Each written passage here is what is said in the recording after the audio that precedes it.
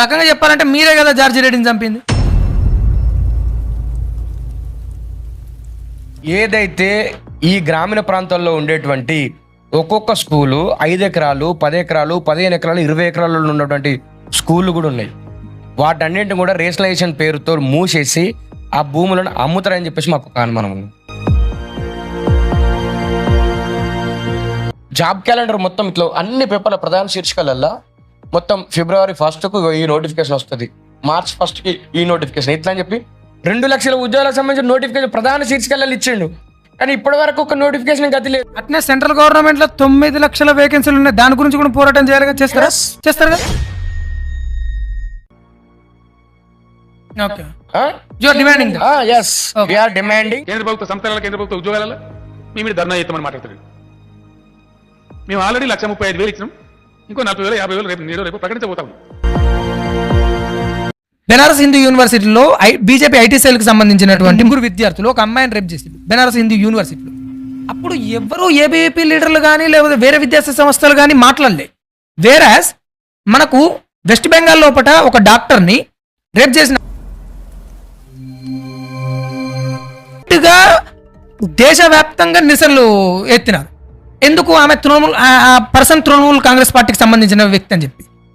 వేరే ఒక రకంగా మాట్లాడుకుంటే central government of India education policy మీద 2014 నుంచి నరేంద్ర మోడీ గారు గవర్నమెంట్లోకి అధికారంలోకి వచ్చిన కానీ ఇప్పటి వరకు స్ట్రాంగ్గా చేసింది ఏం లేదు. ఫర్ సపోజ్ జవహర్లాల్ నెహ్రూ గారు ఉన్నారు, ఐఐటి, ఐఐఎం, సిఎస్ఐఆర్, ఇస్రో, ఆ తర్వాత ఓఎన్జీసీ, ఇట్లా చెప్పుకుంటా పోతే సైంటిఫికల్ టెంపోని డెవలప్ చేసింది ఇండియాలో ఒక రకంగా గట్టిగా మాట్లాడుకుంటే జవహర్లాల్ నెహ్రూ. జాతీయ జెండాను ఎగిరేస్తే ఈ బూటకపు స్వాతంత్రము మీరు ఎందుకున్నారని చెప్పేసి వైస్ ఛాన్సలర్ వచ్చినప్పుడు ఆ జాతీయ జెండాను దించేసి బ్లాక్ జెండాను ఎగిరేస్తే నా జాతీయ జెండాను దించేస్తున్నారు, నా దేశ సమగ్రతకు చేయనటువంటి జాతీయ జెండాను దించేస్తున్నారని చెప్పేసి ఒక పౌరుషం గల యువకుడిగా, ఒక దేశభక్తునిగా వాళ్ళు ఆయుధులై ఉన్నప్పటికి కూడా వాళ్ళకి ఎదురొడ్డి ఆ నల్ల జెండాను దించేసి జాతీయ జెండాను ఎగిరేసిండు. వీసీలు అందరూ, వీసీ తర్వాత అక్కడ ఉన్న అధికారులు, స్టూడెంట్స్ అందరూ కూడా భయపడినప్పటికి కూడా తర్వాత వాళ్ళకు వ్యతిరేకంగా వాళ్ళకు ప్రజాస్వామ్యయుతంగా కోర్టుల ద్వారా శిక్ష పడడం కోసము ఆయన సాక్ష్యం చెప్పడానికి పోయినప్పుడు అదే అంబేద్కర్ గారు సాక్షిగా అంబేద్కర్ చౌక్లో ఆయనను పొడిచి చంపేసిర్రు. మరి దీన్ని ఎవరు చంపిర్రు? ఆయనను ఎవరు చంపిర్రు?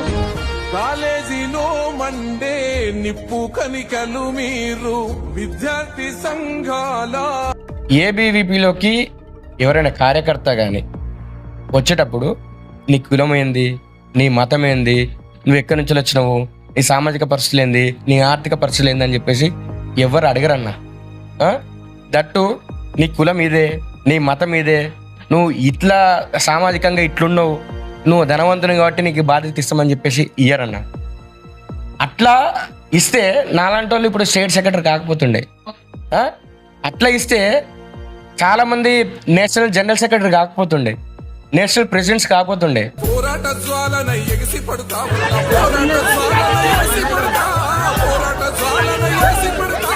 నమస్కారం అన్న. నమస్కారం రాంబాబు అన్న.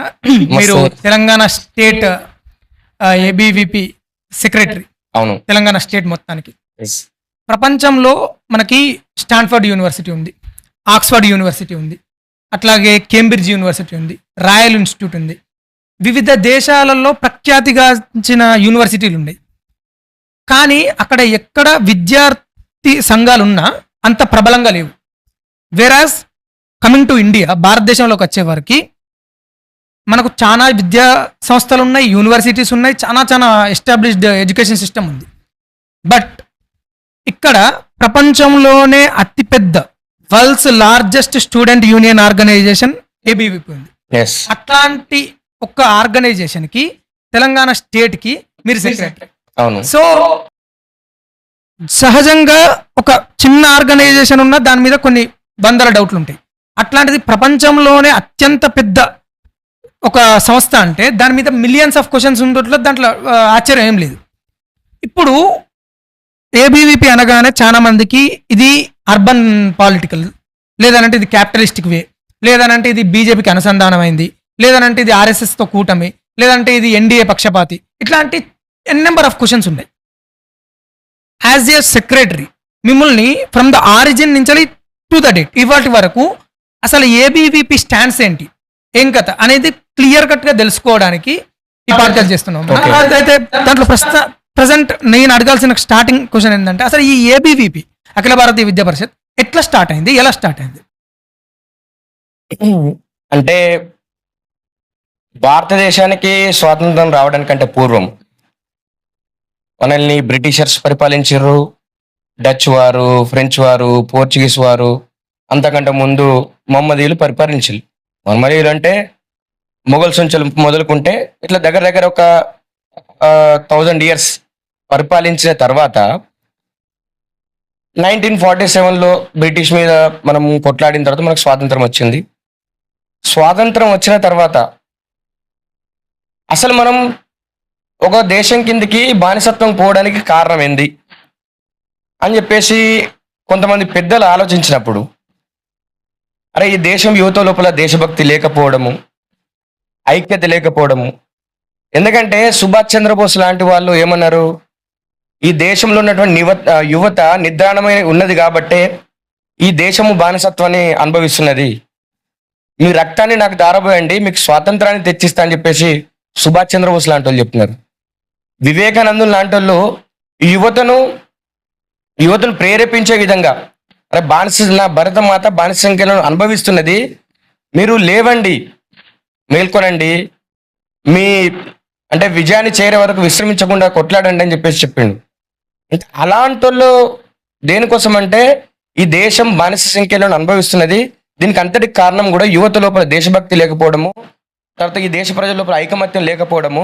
కాబట్టి వాళ్ళు చెప్పిన మాటలను స్ఫూర్తిగా తీసుకొని 1949లో జూలై 9వ తారీఖు 47లో మనకు స్వాతంత్రం వస్తే 49లో ఒక విద్యార్థి సంస్థ ఏర్పడ్డది. ఇప్పుడు నేను ఏదైతే చెప్పినో ఈ దేశంలో ఉన్నటువంటి యువత యొక్క వ్యక్తి నిర్మాణం చేయాలి, వ్యక్తి నిర్మాణం చేసి తద్వారా జాతీయ పునర్నిర్మాణం చేయాలి. మనకు పూర్వ వైభవం ఏ విధంగా అయితే ఉండదో అట్లా ఒక విశ్వగురు స్థానంలో ఈ దేశాన్ని నిలబెట్టాలనే లక్ష్యంతో జ్ఞానము, శీలము, ఏకత అనేటువంటి 3 ఆదర్శాలను తీసుకొని అఖిల భారతీయ విద్యార్థి పరిషత్ 1949 జూలై 9వ తారీఖున ఏర్పాటు చేయడం జరిగింది. అంటే ఎవరెవరు స్థాపించారు ఇనిషియల్ గా? ఇద్దరు స్టూడెంట్ లేదా ప్రొఫెసర్ అని అంటారు. అయితే ఓం ప్రకాష్ బెహల్ గారు మా యొక్క మొదటి జాతీయ అధ్యక్షులు. వారితో పాటుగా ఒక 4 స్టూడెంట్స్ ఇట్లా ఏర్పడి ఢిల్లీ యూనివర్సిటీ వేదికగా దీన్ని స్థాపించడం జరిగింది. ఇది దినదిన అభివృద్ధి చెంది ఇప్పటికి దగ్గర దగ్గర 77 సంవత్సరాలు అవుతున్నది. మీరు చెప్పినారు ప్రపంచంలోనే అతిపెద్ద విద్యార్థి సంస్థగా ఎదగడానికి దానికి కారణము విద్యార్థుల యొక్క గొంతుకగా విద్యార్థి పరిషత్ నిలవడమే దానికి అంటే ఆ లక్ష్యాన్ని చేరుకోవడానికి మాకు సహకరించింది. అయితే ఇక్కడ మేజర్ క్వశ్చన్ ఏంటి అని అంటే, ఎన్ఎస్యుఐ అనగానే it was funded by Congress party అని అంటారు. పిడిఎస్యు, ఎస్ఎఫ్ఐ, ఏఎస్ఎఫ్ఐ అనగానే it was funded by some leftist groups అని అంటారు. అట్లాగే ఏబీవీపీ అనేది రాగానే అది ఒక బ్రాంచ్, ఆర్ఎస్ఎస్కి బ్రాంచ్. ఆర్ఎస్ఎస్కి మేజర్గా చాలా వింగ్స్ ఉన్నా, అందులో కూడా మేజర్గా పొలిటికల్ వింగ్ బీజేపీ, ఆ తర్వాత వ్యవసాయం కోసం భారతీయ కిసాన్ సంఘ్, ఆ తర్వాత విద్యార్థుల కోసం అఖిల భారతీయ విద్యా పరిషత్, అట్ ద సేమ్ టైం కల్చర్ని సేవ్ చేసేందుకు బజరంగ్ దళ్, విశ్వ హిందూ పరిషత్, అండ్ దెన్ ఇట్లా ఉన్నాయని చెప్పి 5 వింగ్స్ ఉన్నాయి. అందులో పట్ల విద్యార్థుల కోసం ఉన్నటువంటి వింగ్ ఏబీవీపీ అని అంటారు. యాక్చువల్గా ఏబీవీపీకి, ఆర్ఎస్ఎస్కి, బీజేపీకి కోరిలేషన్ ఉందా లేదా, లేదంటే ఒక ప్రాపగండానా? అఖిల భారతీయ విద్యార్థి పరిషత్ స్వతంత్రంగా నిర్ణయాలు తీసుకుంటుంది. బట్ అఖిల భారతీయ విద్యార్థి పరిషత్ అనేది రాష్ట్రీయ స్వయం సేవక్ సంఘ్కి విద్యార్థి విభాగం. వారు మమ్మల్ని గైడ్ చేస్తూ ఉంటారు. మీరన్నట్టుగా ఏ రాజకీయ పక్షంతో విద్యార్థి పరిషత్కి అనుబంధము కానీ వాళ్ళతో పొత్తు కానీ పొంతన కానీ మాకు లేదు. మాకు లేదు, విద్యార్థి పరిషత్కి లేదు. ఇంకొకటి సహజంగా ఒక క్వశ్చన్ అరైజ్ అవుతూ ఉంటుంది. అంటే ఎందుకు అవుతుంది అంటే నాకు అనిపించింది భాజపాతో ఊకే భాజపా యొక్క వింగ్ అని చెప్పేసి చాలా మంది అంటూ ఉంటారు. మేము అంటే ప్రెస్లో మాట్లాడినప్పుడు కూడా కొంతమంది జర్నలిస్టులు తెలివి ఎక్కువ కావచ్చు, అంటే బీజేపీ యొక్క విద్యార్థి వింగ్ అని చెప్పేసి చెప్తా ఉంటారు. అయితే నాలాంటి ఎంతో మంది కార్యకర్తలు మా యొక్క భావ సారూప్యతకు దగ్గరగా ఉన్నాయని చెప్పేసి విద్యార్థి రాజకీయాలలో మేమున్నాము. తర్వాత నా యొక్క క్షేత్రం రాజకీయ క్షేత్రం కావచ్చు. ఒకవేళ విద్యార్థిగా అయిపోయిన తర్వాత రాజకీయ క్షేత్రం అయితే మా భావాలకు దగ్గర ఉన్నటువంటి, మా భావ సారూప్యకు దగ్గర ఉన్నటువంటి పార్టీ భాజపా అయినప్పుడు భాజపాలోకి వెళ్ళిపోతారు కొంతమంది. కొంతమంది ఇప్పుడు మహారాష్ట్ర లాంటి స్టేట్లలో శివసేన లాంటి పార్టీలలో ఉన్న వాళ్ళు ఉన్నారు. కొంతమంది ఇప్పుడు ఇటు ఆంధ్ర లోపల పవన్ కళ్యాణ్ గారు ఉన్నారు. వారు కూడా జాతీయవాదము, పెద్ద దేశ సమగ్రత దీని గురించి మాట్లాడుతున్నారు. చాలా మంది అట్రాక్ట్ అయిన వాళ్ళు ఉన్నారు. చాలా మంది కాంగ్రెస్ లో కూడా ఉన్నారు. ఓకే, కాంగ్రెస్ లో ఉన్న వాళ్ళు ఉన్నారా? చాలా మంది ఉన్నారు. ABVP వాళ్ళు. విద్యార్థి పరిషత్తులో పనిచేసిన వాళ్ళు వాళ్ళ పొలిటికల్ ఇంట్రెస్ట్ వాళ్ళే. విద్యార్థి పరిషత్తులో పనిచేసేంత వరకు విద్యార్థి పరిషత్ పని చూస్తారు. తర్వాత వాళ్ళ పొలిటికల్ ఆస్పిరేషన్స్ ఏముంటాయి, వాళ్ళ ఇంట్రెస్ట్ ఏముంటాయి అనేది వాళ్ళ ఇష్టంతో వాళ్ళు వెళ్తారు. కాబట్టి ఎక్కువ మంది విద్యార్థి పరిషత్తులో పనిచేసిన వాళ్ళు మా భావ సారూప్యతకు దగ్గర ఉన్నటువంటి భాజపాలో చేరినంత మాత్రాన భాజపాకు తర్వాత ఏబీవీపీకి లింక్ కట్టడం అనేది సమంజసం కాదు. బీజేపీకి తర్వాత ఏబీవీపీకి ఎలాంటి సంబంధం లేదని చెప్పేసి సందర్భంగా చెప్తారు. ఇప్పుడు తెలంగాణ స్టేట్ లో ఉన్న బీజేపీని చూద్దాం.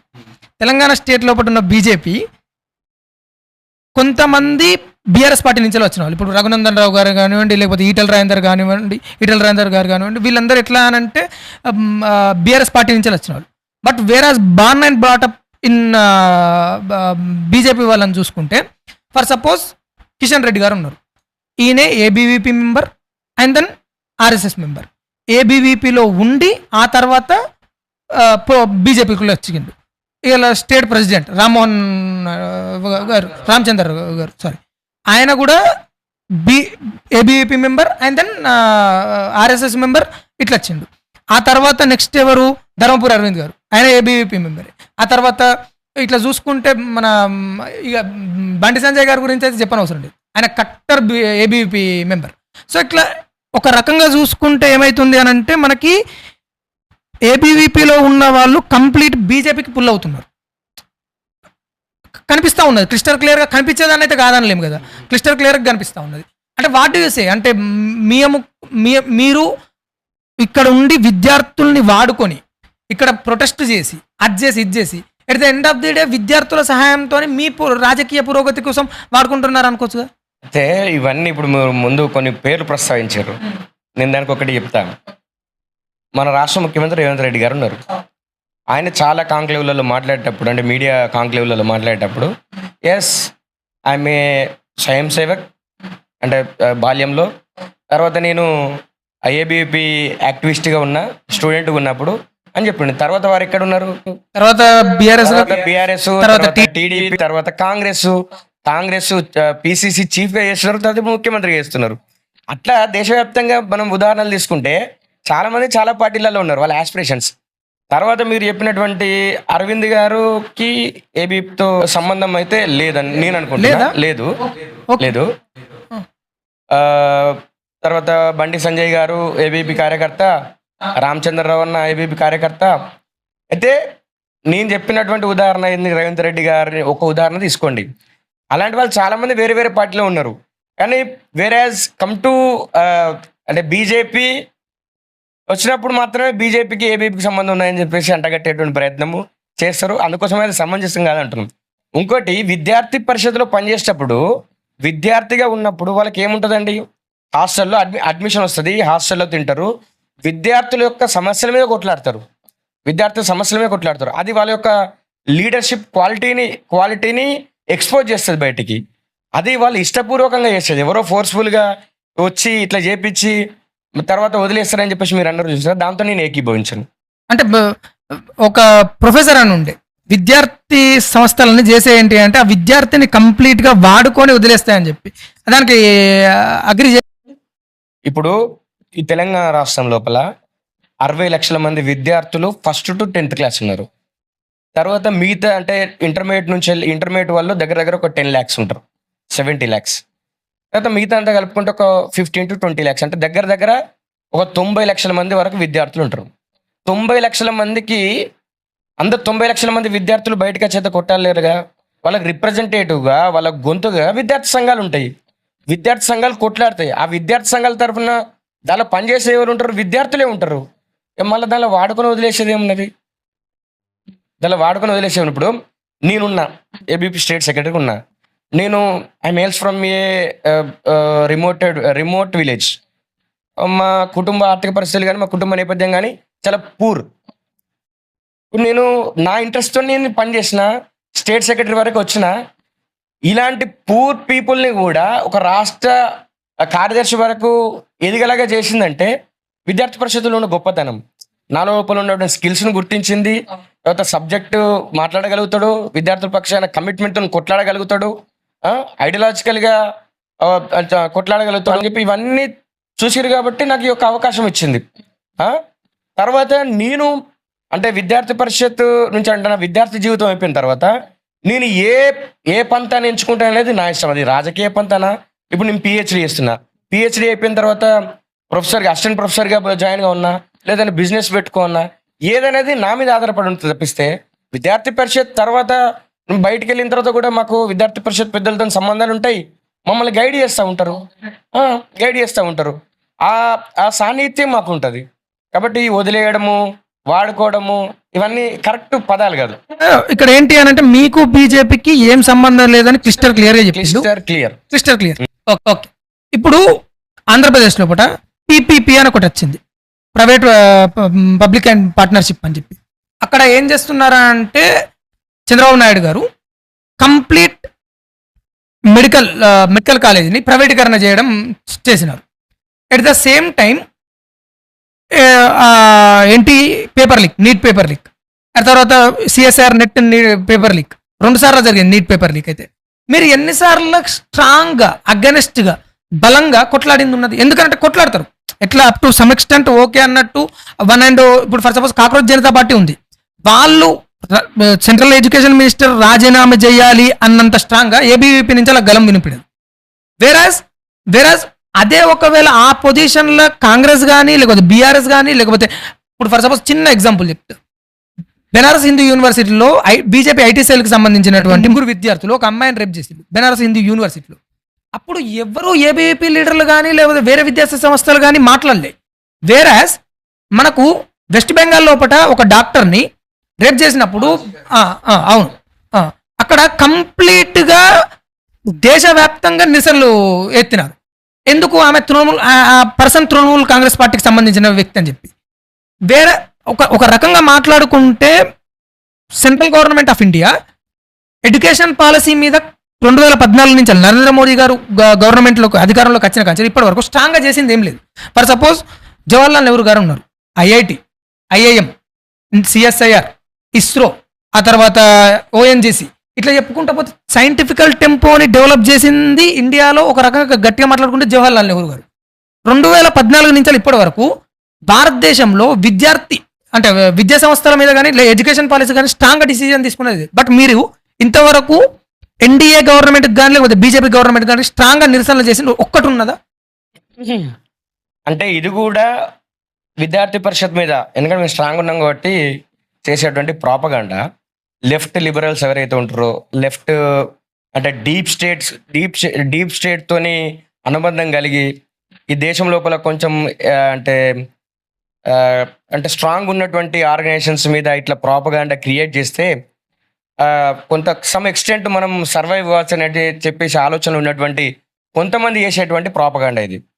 మీరు చూడొచ్చు, విద్యార్థి పరిషత్ నీట్ మీద కానీ అయితే సిబిఎస్ఈ దాని మీద కానీ మీరు ప్రొటెస్ట్ చేయలేదు చెప్పేసి అంటున్నారు. స్ట్రాంగ్ అనే అంటున్నాం. విద్యార్థి పరిషత్ ఎప్పుడైతే ఆ వార్త బయటకు వచ్చిన తర్వాత మేము ఢిల్లీలో తర్వాత దేశవ్యాప్తంగా చేసిన నిరసనల కారణంగా వెంటనే నీట్ రీ ఎగ్జామ్కి గవర్నమెంట్ ఆఫ్ ఇండియా ఒప్పుకున్నది. నీట్ రీ ఎగ్జామ్కి గవర్నమెంట్ ఆఫ్ ఇండియా డిసిషన్ తీసుకున్నది. అప్పటి వరకు బయటికి వచ్చి మాట్లాడని ధర్మేంద్ర ప్రధాన్ గారు ప్రెస్ని అడ్రస్ చేస్తూ మేము జూన్ 21 రోజు నీట్ని రీ ఎగ్జామ్ పెడుతున్నాము, అదేవిధంగా దీనిలో ఏవైతే అవకతవకలు జరిగినాయో దాని మీద మేము సిబిఐ ఎంక్వైరీకి మేము ప్రోబ్ చేస్తున్నామని చెప్పేసి చెప్పడం జరిగింది. దాని మీద ఇంతకుముందుకు ఎవరు కంప్లైంట్ చేయలేదు, ఎవరు చేయలేదు. మేము చేసిన తర్వాత లేదా మిగతా సంఘాలు ఏదైతే మీరు సోకాల్డ్ కాక్రోచ్ జనతా పార్టీ అని చెప్పేసి అంటున్నారు, విద్యార్థి పరిషత్కు కాక్రోచ్ జనతా పార్టీకి నక్కకు నాగలకు అనుకున్న తేడా ఉన్నది. మీరు ఇప్పుడు పోయి చూడండి, ఒకవేళ వాళ్ళ కనుక మద్దతే ఉంటే ఎందుకు జంతర్ మంతర్ దగ్గర ఎవరు లేకుండా ఉన్నారు? వాళ్ళు నడిపించే సోనం వాంగ్చుక్ ఎవరు, ప్రకాష్ రాజ్ ఎవరు, వీళ్ళందరూ ఎవరు? లెఫ్ట్ లిబరల్స్ అక్కడికి వచ్చి ఆజాదీ నినాదాలు ఎందుకు ఇస్తున్నారు?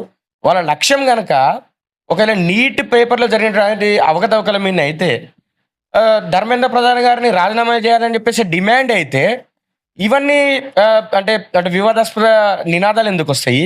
వివాదాస్పద వ్యక్తులు ఎన్ఐఏ ప్రోబ్ ఉన్న వాళ్ళు, తర్వాత ఉపా కేసులు ఉన్న వాళ్ళు వచ్చి దానిలో ఎందుకు పార్టిసిపేట్ చేస్తారు? ఎందుకు దేశవ్యాప్తంగా ఇప్పుడు వాళ్ళకు దాన్ని ఏమంటాం, సోషల్ మీడియాలో దగ్గర 20 మిలియన్ వరకు ఫాలోవర్స్ ఉన్నప్పుడు ఎందుకు అక్కడ అంతమంది లేరు? ఎందుకు పెద్ద పెద్ద అంటే యూట్యూబ్ స్టార్స్ అక్కడికి వచ్చి ఇంటర్వ్యూలు చేయడము, తర్వాత ఇంటర్నేషనల్ మీడియా అక్కడికి వచ్చి దాన్ని కవరేజ్ చేయడము, దీని అంతటి వెనకాల ఏం కనబడతలే మీకు? ఇప్పుడు ఫర్ సపోజ్ మీకు ఒక రకంగా చెప్పాలంటే మీ వింగ్ కి లెట్ మీ కవర్ దేశవ్యాప్తంగా మేము చేయలేదు అని చెప్పేసి అంటున్నారు కదా.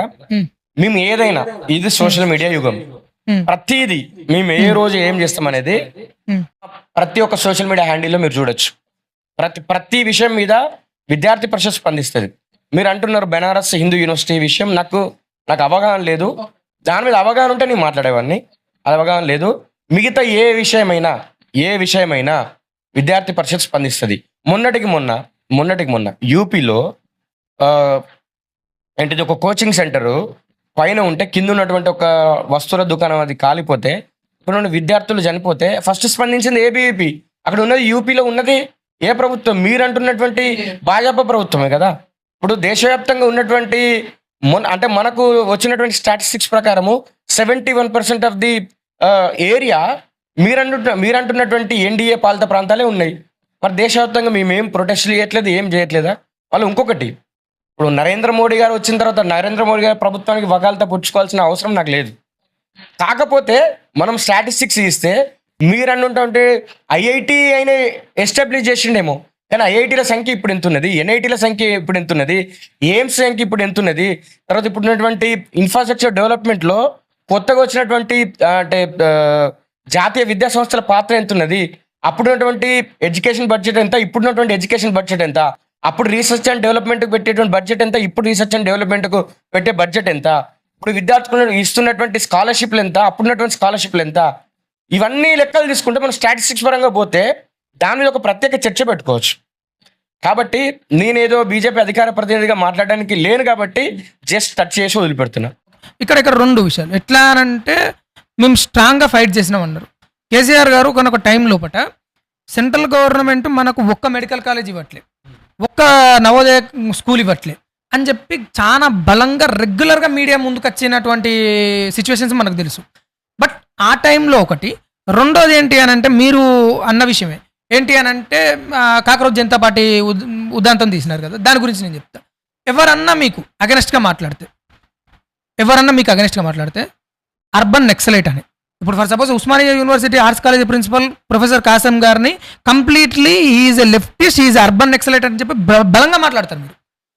ప్రొఫెసర్ నాగేశ్వరరావు గారు ఉన్నారు, ఆయన కంప్లీట్గా ఎట్లా అంటే he's an urban Naxalite, he's an anti Hindu, anti nationalist అని మాట్లాడతారు. ఎవరన్నా అగెనెస్ట్గా మాట్లాడితే ఈ బురద చల్లకుంటే మీరు ఉంటారా? ఫస్ట్ మీరు ఏమో క్వశ్చన్ అడిగారు, దీనికంటే ముందు కేసీఆర్ గారు మెడికల్ కాలేజ్, కేసీఆర్ గారి గురించి మాట్లాడుకుంటే మనకు టైం బొక్తా. ఎందుకంటే సమగ్ర శిక్ష అభియానికి కేంద్ర ప్రభుత్వం ఇచ్చేటువంటి నిధులు అది ఇక్కడ మ్యాచింగ్ గ్రాంట్ ఇవ్వకపోతే 8,000 కోట్ల రూపాయలు వెనుకపోయినాయన్నా. ఇక్కడ ఎస్సీ ఎస్టీ విద్యార్థులకు 60% స్కాలర్షిప్స్ కేంద్ర ప్రభుత్వం ఇస్తుంది, 40% వీళ్ళు మ్యాచింగ్ గ్రాంట్ ఇవ్వకపోతే వెనక్కిపోయినాయి అన్న. అలాంటి వ్యక్తి ఇక్కడ భూములు ఇయ్యరు, విద్యా సంస్థలు పెడతామంటే, తర్వాత మ్యాచింగ్ గ్రాంట్ ఇయ్యరు. ఆయన ఏదో డైవర్షన్ పాలిటిక్స్ కోసం ఆయన చేసిన వ్యాఖ్యలు మనం తీసుకుంటామన్నా. ఇప్పుడు ఆయన చేసింది అదే, ఇప్పుడు నుండి ముఖ్యమంత్రి చేసేది అదే. ఇంకొకటి, అర్బన్ నక్సలైట్ అని ముద్ర చేస్తున్నారు అని చెప్పేసి అంటున్నారు కదా మీరు. ఈ దేశం అయితే భారత రాజ్యాంగం మీద ఆధారపడి పనిచేస్తున్నది కదా. భారత రాజ్యాంగం ద్వారా సంక్రమించిందే ప్రజాస్వామ్యం కదా. ప్రపంచంలోనే అతిపెద్ద ప్రజాస్వామ్య దేశంగా మనది. దీనిలో ప్రజలే న్యాయ నిర్ణేతలు కదా. ఇక్కడ ప్రభుత్వాలను ఎన్నుకునే ప్రజలే కదా. మరి ప్రజలే ప్రభుత్వాలను ఎన్నుకుంటారు. ఆ? ప్రజాస్వామ్యం ఒక పండుగలా ఈ దేశం లోపల ఓట్ల ద్వారా ప్రజాస్వామ్యం పరిడవిల్తుంది ఇక్కడ. మరి ప్రజలు ఎన్నుకున్న ప్రభుత్వాలకు సమాంతరంగా నువ్వు ప్రభుత్వాన్ని నడుపుతా అంటే అది రాజ్యాంగం వ్యతిరేకమే కదా. నక్సల ప్రజలు ఎన్నుకున్నటువంటి ప్రభుత్వాలకు వ్యతిరేకంగా నువ్వు సమాంతర ప్రభుత్వాలను అడవుల లోపల నడుపుతా అంటే అది వ్యతిరేకమా కాదా రాజ్యాంగానికి? నేను అక్కడికే వస్తా. రాజ్యాంగానికి వ్యతిరేకమా కాదా? ఆ పార్టీలను ఏదైతే మీరు చెప్పినటువంటి పార్టీలకు అనుకూలంగా మాట్లాడే వ్యక్తులు ఉన్నారు కదా, వాళ్ళ అనుకూలంగా మాట్లాడేటువంటి అడవుల్లో ఉన్నటువంటి పార్టీలు కానీ సోకాల్డ్ పార్టీస్ కానీ అవన్నీ బ్యాండ్ ఆర్గనైజేషన్స్, అవి తీవ్రవాద సంస్థలు అన్నట్టు కదా. మరి తీవ్రవాద సంస్థలకు అనుకూలంగా మాట్లాడేటోళ్ళను, దానిలో పోయి వచ్చిన వాళ్ళని కీర్తించేటోళ్ళను ఏమనాలి? ఏమనాలి? ప్రజాస్వామ్యయుతంగా ఎన్నుకోబడ్డటువంటి ప్రజాప్రతినిధులను చంపిన వాళ్ళని ఏమనాలి? గూడాలకి తర్వాత తండాలకి రహదారులు వేస్తే పేల్చిన వాళ్ళని ఏమనాలి?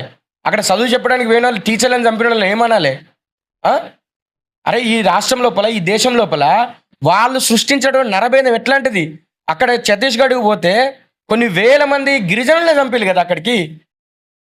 వీళ్ళు సృష్టించినటువంటి నరమేధానికి వ్యతిరేకంగా సల్వాజుడంను మహేంద్ర కర్మ అనేటువంటి ఒక ట్రైబల్ లీడర్ స్థాపించి మీరు ఏవట్టి మా దగ్గర అభివృద్ధి జరుగుతలేదు, మీరు ఏవట్టి మా దగ్గరికి అధికారులు వస్తలేరు, మీరు జనతా సర్కారాన్ని ఇక్కడ నడుపుకుంటూ మా దగ్గర నుంచి పైసలు వసూలు చేస్తూ మా బతుకుల్ని బర్బాద్ చేస్తున్నారని చెప్పి సల్వాజుడు స్థాపిస్తే ఒక గిరిజన లీడరు, ఆయన దట్టు కాంగ్రెస్ లీడరు, ఆయనను చంపేసిన చరిత్ర వీళ్ళది.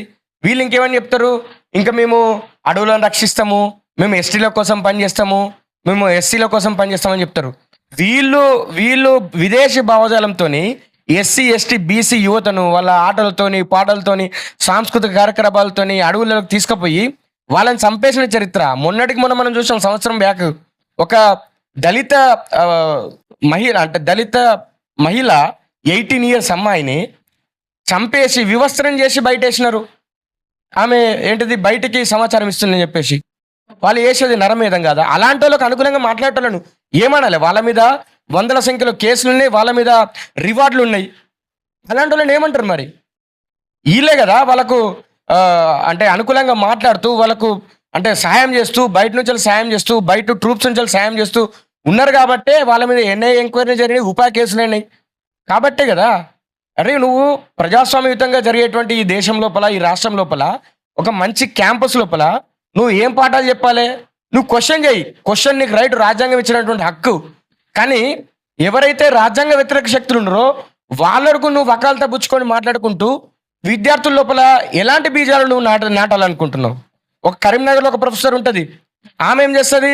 ఛత్తీస్గఢ్ అడవులలోకి తీసుకొని పోయి నేను ఇండస్ట్రియల్ ట్రూ తీసుకొని పోయి అని చెప్తుంది. ఎంక్వైరీ చేస్తే నక్సల్స్ని కల్పించినని చెప్పేసి అక్కడ ఆధారాలు బయటపడతాయి. ఇలాంటి ఘటనలు చేసినప్పుడు, ఇలాంటి అంటే ఘటనలు జరిగినప్పుడు వాళ్ళకి అనుకూలంగా మాట్లాడినప్పుడు వాళ్ళని ఏమని విలువలో మీరే చెప్పండి. వాళ్ళు లోపల ఉన్నారు నక్సల్స్, వీళ్ళు అర్బన్ ప్లేసులలో ఉన్నారు కాబట్టి అర్బన్ నక్సల్స్ అని అంటున్నాము. మేధావుల ముసుగులో విశ్వవిద్యాలయాల్లో తర్వాత విద్యాలయాలలో ఉంటూ వాళ్ళు గన్నులతో చేస్తే వీళ్ళు వాళ్ళ మాటలతో విషబీజాలు నింపుకుంటూ ఈ వ్యవస్థకు అగెనిస్ట్గా, ఈ రాజ్యాంగానికి అగెనిస్ట్గా, ఈ ప్రజాస్వామ్యానికి అగెనిస్ట్గా యూత్ని తయారు చేయాలని చెప్పేసి చూస్తున్నారు. మీరు ఏదైతే జెన్జీకి అనుకూలంగా మాట్లాడే వ్యక్తులు ఉన్నారు, వీళ్ళందరూ ఇట్లా చేస్తున్నారు అట్లా చేస్తున్నారు అని చెప్పేసి కాక్రోచ్ జనతా పార్టీ గురించి మాట్లాడే ప్రయత్నం చేశారు కదా. కాక్రోచ్ జనతా పార్టీకి సపోర్ట్ చేసే వాళ్ళు ఎవరున్నారు మీరు చెప్పండి? లెఫ్ట్ వాళ్ళు కాకపోతే మొన్న మనం చూసినాం, ఎవరు కంజర్లు పట్టుకొని ఆజాదీ నినాదాలు ఇచ్చారు. ఒకప్పుడు తుకడే గ్యాంగ్లు అనే కదా అనేవాళ్ళే కదా. యాకూబ్ మేమను ఉరి తీస్తామంటే యాకూబ్ మేమను ఉరి తీయద్దు అని చెప్పేసి మాట్లాడిన వాళ్ళు కదా. అలాంటి వారిని ఏమన్నాను మరి మనం? ఒకటి ఏంటి అని అంటే, ఇప్పుడు మీది student union organisation, okay, ABVP. ఒకనొక టైం ఫ్రేమ్లో ఒకనొక ఎరా లోపట ఎట్లా అనంటే ఆంధ్రప్రదేశ్ రాష్ట్రం సమైక్య ఆంధ్రప్రదేశ్ రాష్ట్రంలో వరంగల్ నల్గొండ ఏరియాలకు ఎర్రచీర కట్టుకొని పోతే చాలు ఎన్కౌంటర్ల పాలవుతారు అనే అంత స్టేజ్లో ఉండే. ఇటు కడపకొస్తే ఫ్యాక్షనిజం, విజయవాడకు వెళ్తే రౌడీయిజం. అదే ఉస్మానియా యూనివర్సిటీ లాంటి యూనివర్సిటీలకు వెళ్తే ఇటు ఆర్ఎస్ఎస్, ఏబీవీపీ, ఇటేమో రాడికల్ స్టూడెంట్ ఫెడరేషన్. అందులోపట ఒక రకంగా చెప్పాలంటే మీరే కదా జార్జి రెడ్డిని చంపింది, ఏబీవీపీ వాళ్ళే కాదు కాదా? కాదు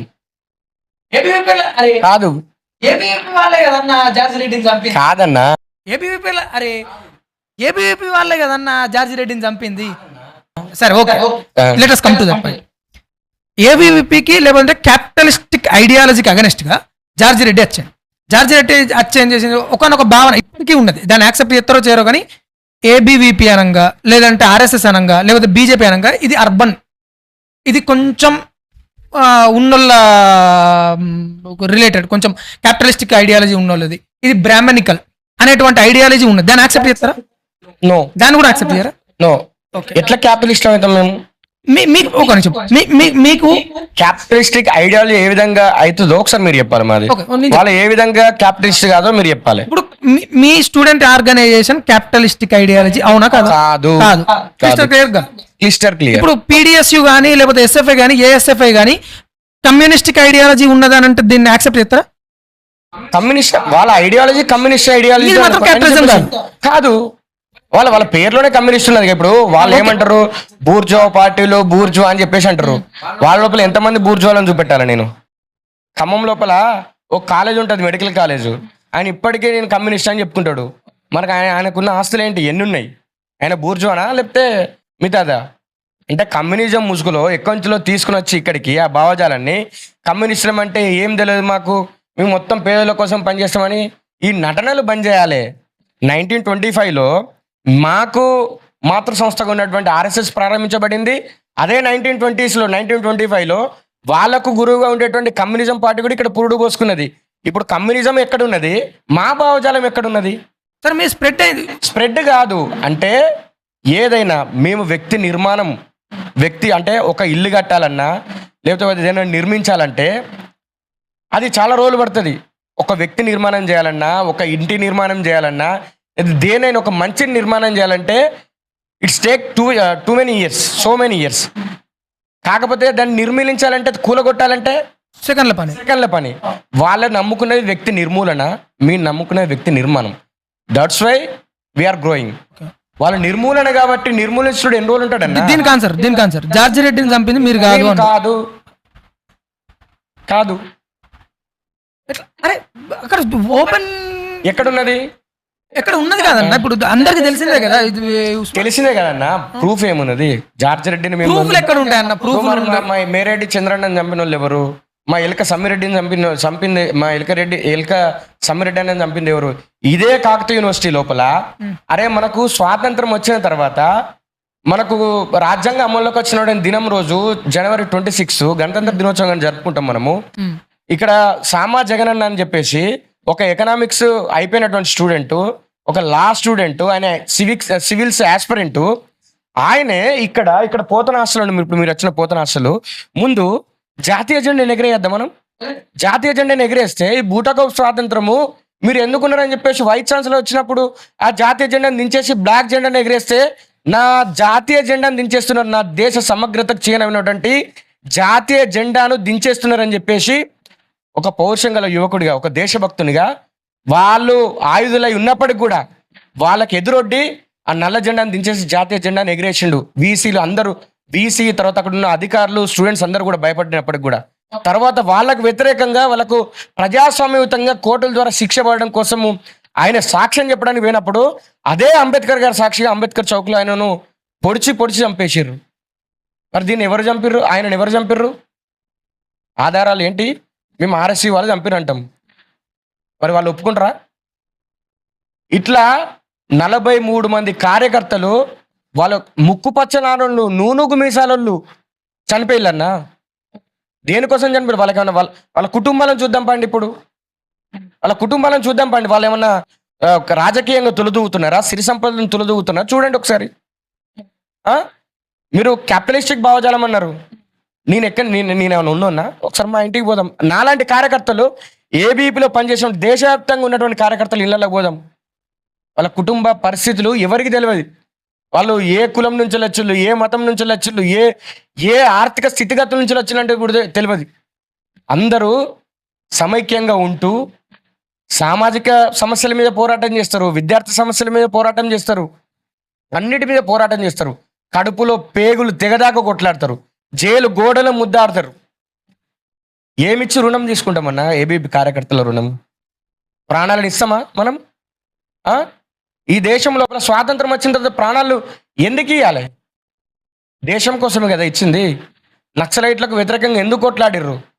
మీరు ఇక్కడికి వచ్చి ఇన్ఫార్మర్ల పేరుతోని అమాయకులను చంపుతున్నారు కదా. ఓకే, మీరు అన్నారు ఇప్పుడు అనేక పార్టీలు ఈ దేశం లోపల కొన్ని వేల పార్టీలు రిజిస్టర్ అయి ఉన్నాయి ప్రజాస్వామ్యయుతంగా కొట్లాడడానికి. ఈ దేశం లోపల అనేక సంస్థలు ఉన్నాయి ప్రజాస్వామ్యయుతంగా కొట్లాడడానికి. నిన్ను అడవులకి ఎందుకు పోమన్నారు? నువ్వు తుపాకీ ఎందుకు పట్టుకోవాలి? నువ్వు ఆధునిక రాకెట్ లాంచర్లను ఎందుకు యూజ్ చేయాలి? నువ్వు ఎందుకు ల్యాండ్ మైన్లను యూజ్ చేయాలి? ఎందుకు ఈ దేశం కోసము పొట్ట కూటి కోసం పనిచేసుకుంటూ ఈ దేశ రక్షణ కోసం పనిచేస్తున్నటువంటి దేశ అంతర్గత భద్రత కోసం పనిచేస్తున్న పోలీసులను తర్వాత ఆర్మీ వాళ్ళని చంపాలి? మీకు ఏమైనా వాళ్ళ వర్గశత్రువులా? వర్గశత్రు సిద్ధాంతాన్ని తీసుకొచ్చి మనుషుల లోపల వాడు నీకు శత్రువు అని చెప్పేసి మనుషులను చంపుకునేటువంటి సిద్ధాంతం ఏం సిద్ధాంతం అన్నా? అదో సిద్ధాంతము, దానికి ఒక మనుగడ ఉంటుందా? అందుకోసమే ఈ భారతదేశం లోపల ఆ సిద్ధాంతానికి మనుగడ లేదు, అంతరించిపోయింది. రాజకీయంగా అంతరించిపోయింది, తర్వాత ఐడియాలజికల్ కూడా అంతరించిపోతున్నది. ఇప్పుడు వాళ్ళ సత్వర న్యాయం జరగకనే కదా ఇప్పుడు కమ్యూనిస్ట్ పార్టీ ఆఫ్ ఇండియా ఎట్లా రైజ్ అయింది? కమ్యూనిస్ట్ పార్టీ ఆఫ్ సత్వర న్యాయం భూమి కోసం కొట్లాడుతూ ఉంటే ఇప్పుడు ఎంఎన్ రాయ్ జైల్లో పెట్టిండు కమ్యూనిస్ట్ పార్టీ ఆఫ్ ఇండియాని. ఆ తర్వాత మనకు ఇదేంటి ఇదే ఈ భూముల కోసం జరిగేటువంటి గొడవలు కాను సైన్యాలు, తర్వాత చారు మజుందారు, వీళ్ళందరూ అక్కడ ఏంటిది బెంగాల్లో ఉన్నటువంటి నక్సల్బరీ ఏరియాలో ఒక గిరిజనులతో కలిపి భూమి కోసం ఏర్పాటు చేసామని చెప్తారు. కానీ అక్కడ ఉన్నటువంటి కమ్యూనిస్ట్ ప్రభుత్వాలు మరి వాళ్ళకు ఏం చేసినాయి కదా? నీ భావజాలమే కదా అది, నీ భావజాలమే కదా. మరి నేను ఎందుకు వ్యతిరేకించు? ఇక్కడ ప్రజాస్వామ్యంలో ఉన్నప్పుడు అంటే నువ్వు యాంటీ సోషల్ ఎలిమెంట్ అనే అర్థం కదా. గన్ను పడితే అది యాంటీ సోషల్ ఎలిమెంట్. అలాంటి దానికి ఈ దేశం లోపల ప్రపంచం లోపల ఎక్కడ కూడా యాక్సెప్టెన్స్ ఉండదు. నువ్వు ప్రజాస్వామ్యయుతంగా ఎస్ మీరు అన్నట్టుగా న్యాయం లేటుగా జరగచ్చు. మరి అట్లాంటప్పుడు ఈ కోర్టులు ఎందుకు, ఈ శాసన వ్యవస్థ ఎందుకు, ఈ జ్యుడిషియరీ వ్యవస్థ ఎందుకు, తర్వాత ఈ ప్రజాస్వామ్య వ్యవస్థ అంత ఎందుకన్నా? అలాంటప్పుడు నీకే మనుషులను సంహరించే అధికారం ఇచ్చిన తర్వాత నీకు జరిగిన అన్యాయం పైన నువ్వే అప్పుడప్పుడు డిసిషన్ తీసుకున్న తర్వాత ఇవన్నీ ఎందుకు మరిగా? చాలా మంది మీరు చూడండి, చాలా మంది పగలు ప్రతీకారాలు తీర్చుకోవడానికి పోయిన వాళ్ళు కూడా చాలా మంది ఉన్నారని చెప్పేసి అంటారు. మరి వానికి ఏదో పర్సనల్ గడ్జ్ ఉంటే నువ్వు దానిలో పోయి నువ్వు ఒక హంతకునిగా మారితే అది ఏందన్నట్టు? చంపుకుంటూ పోతే ఈ యొక్క దేశం లోపల ఎవరు ఉంటారు? అదే అంటున్నా, వాళ్ళ యొక్క భావజాలంలో పస లేదు, వాళ్ళ యొక్క భావజాలంలో వ్యక్తి నిర్మూలన ఉన్నది, వాళ్ళ యొక్క భావజాలంలో రాజ్యాంగ వ్యతిరేకత ఉన్నది, వాళ్ళ యొక్క భావజాలంలో ప్రజాస్వామ్య వ్యతిరేకత ఉన్నది, వాళ్ళ యొక్క భావజాలంలో అభివృద్ధి నిరోధకత ఉన్నది. కాబట్టే వాళ్ళు అంతరించిపోతున్నారు. మా భావజాలంలో ఒక స్పిరిట్ ఉన్నది, దేశభక్తి, దేశ సమగ్రత కోసము, జాతీయ పునర్నిర్మాణం కోసము, విశ్వగురువు కావాలంటే కలగనుకుంటూ పనిచేసుకుంటూ పోతున్నాము.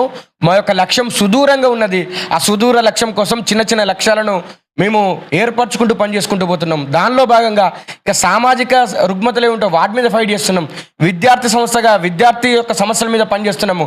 ఈ దేశానికి అంటే తలగా ఉన్నటువంటి సుందరమైన కాశ్మీరం లోపల తీవ్రవాదులు ఎప్పటికి అలజడి సృష్టిస్తున్నారు, రక్తం ఓడుతున్నది, శాంతి భద్రతలు కరువైతున్నాయని చెప్పేసి అలాంటి సుందరమైన కాశ్మీరంలో రక్తం పారడానికి వీలు లేదని చెప్పేసి దానికి స్వతంత్రం కల్పిస్తున్నటువంటి ఆర్టికల్ 317 తొలగించాలని చెప్పేసి గోడల మీద రాతలు రాసినాం, ఉద్యమాలు చేసినాం. ఈరోజు మా భావజాలం ఉన్నటువంటి ఒక ప్రభుత్వము కేంద్రంలో వస్తే ఆర్టికల్ 317 తొలగించింది. ఈరోజు పీస్ అక్కడ నెలకొన్నది. అక్కడ ఉన్నటువంటి ఎవరైతే రాళ్ళు రువిల్లో ఎవరైతే సైన్యానికి వ్యతిరేకంగా పనిచేసిర్రో, ఎవరైతే పండిట్లు అక్కడి నుంచి వెళ్ళి వేరే ప్రాంతాలకు వెళ్ళిపోయిర్రో, పండిట్లు వచ్చిర్రు. అక్కడ ఉన్న ముస్లిం యువత ఇప్పుడు వ్యాపారాలు చేసుకుంటున్నారు. అక్కడ పర్యాటకము దినదిన ప్రవర్ధమానం చెందుతున్నది. అక్కడ ఉండే ప్రజల చేతుల లోపలికి డబ్బులు వస్తున్నాయి. కాబట్టి వాళ్ళు సంతోషంగా సుఖంగా ఉంటున్నారు. ఇప్పుడు అప్పుడు ఉన్నటువంటి అంటే మీరు చెప్పినటువంటి ప్రభుత్వాలు ఉన్నప్పుడు పరిస్థితులు ఎట్లున్నాయి, ఇప్పుడు పరిస్థితులు ఎట్లున్నాయి? అదేవిధంగా మొన్నటికి మొన్న ఏదైతే మనం ఈ నక్సలిజం పురుడు పోసుకున్నటువంటి ప్రాంతం అని చెప్పేసి పశ్చిమ బెంగాల్ అని చెప్పుకుంటున్నాం. ఆ పశ్చిమ బెంగాల్ లోపల మొన్నటి వరకు పరిస్థితి ఎట్లున్నాయన్న? సందేశ్ ఖాళీ లోపల స్త్రీల మీద అఘాత్యాలు చేస్తే ఆ ఏరియాలోకే అసలు ఆర్మీ దిగినా కానీ రానియకుండా చేసినటువంటి సందర్భాలు ఉంటే ఆర్జికర్లో ఒక వైద్య విద్యార్థిని పైన అత్యాచారం చేసింది.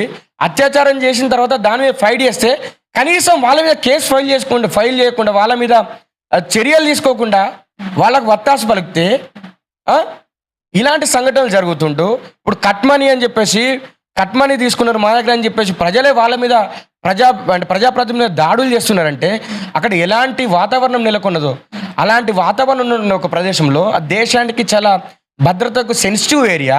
ఆ ఏరియాలో నువ్వు అంటే బంగ్లాదేశ్ నుంచి వెళ్ళి ఇమిగ్రెంట్స్ వస్తారు, అక్రమ చొరబాటుదారులు ఎక్కువగా ఉంటున్నారు. ఇది ఇప్పటి నుంచే కాదు, గత 30-40 సంవత్సరాల నుంచి ఉంటున్నాయని చెప్పేసి అనేక సార్లు అనేక మంది అన్నా కానీ నువ్వు చర్యలు తీసుకోకపోతే ఏం ప్రభుత్వాలు నడిచినట్టు? అక్కడ బంగ్లాదేశ్ అక్రమ వలసదారులు బెంగాల్ లోపలికి వస్తున్నారు, అస్సాం లోపలికి వస్తున్నారు అని చెప్పేసి save Assam today, save India tomorrow అని చెప్పేసి మేము ఒక ప్రోగ్రాం తీసుకున్నాం.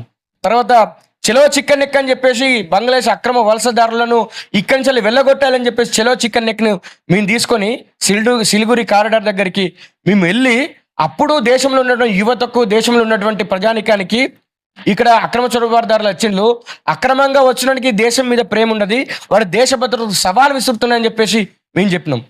అదే మొన్నటి ఎన్నికల్లో ప్రధాన అస్త్రం అయిపోయింది. నిజంగానే అస్సాంలో తర్వాత బెంగాల్ లోపల అనేక జిల్లాల్లో డెమోగ్రఫీ మారిపోయింది. ఈ దేశ భద్రతకు ఒక హానిగా మారినాయి ఆ జిల్లాలు.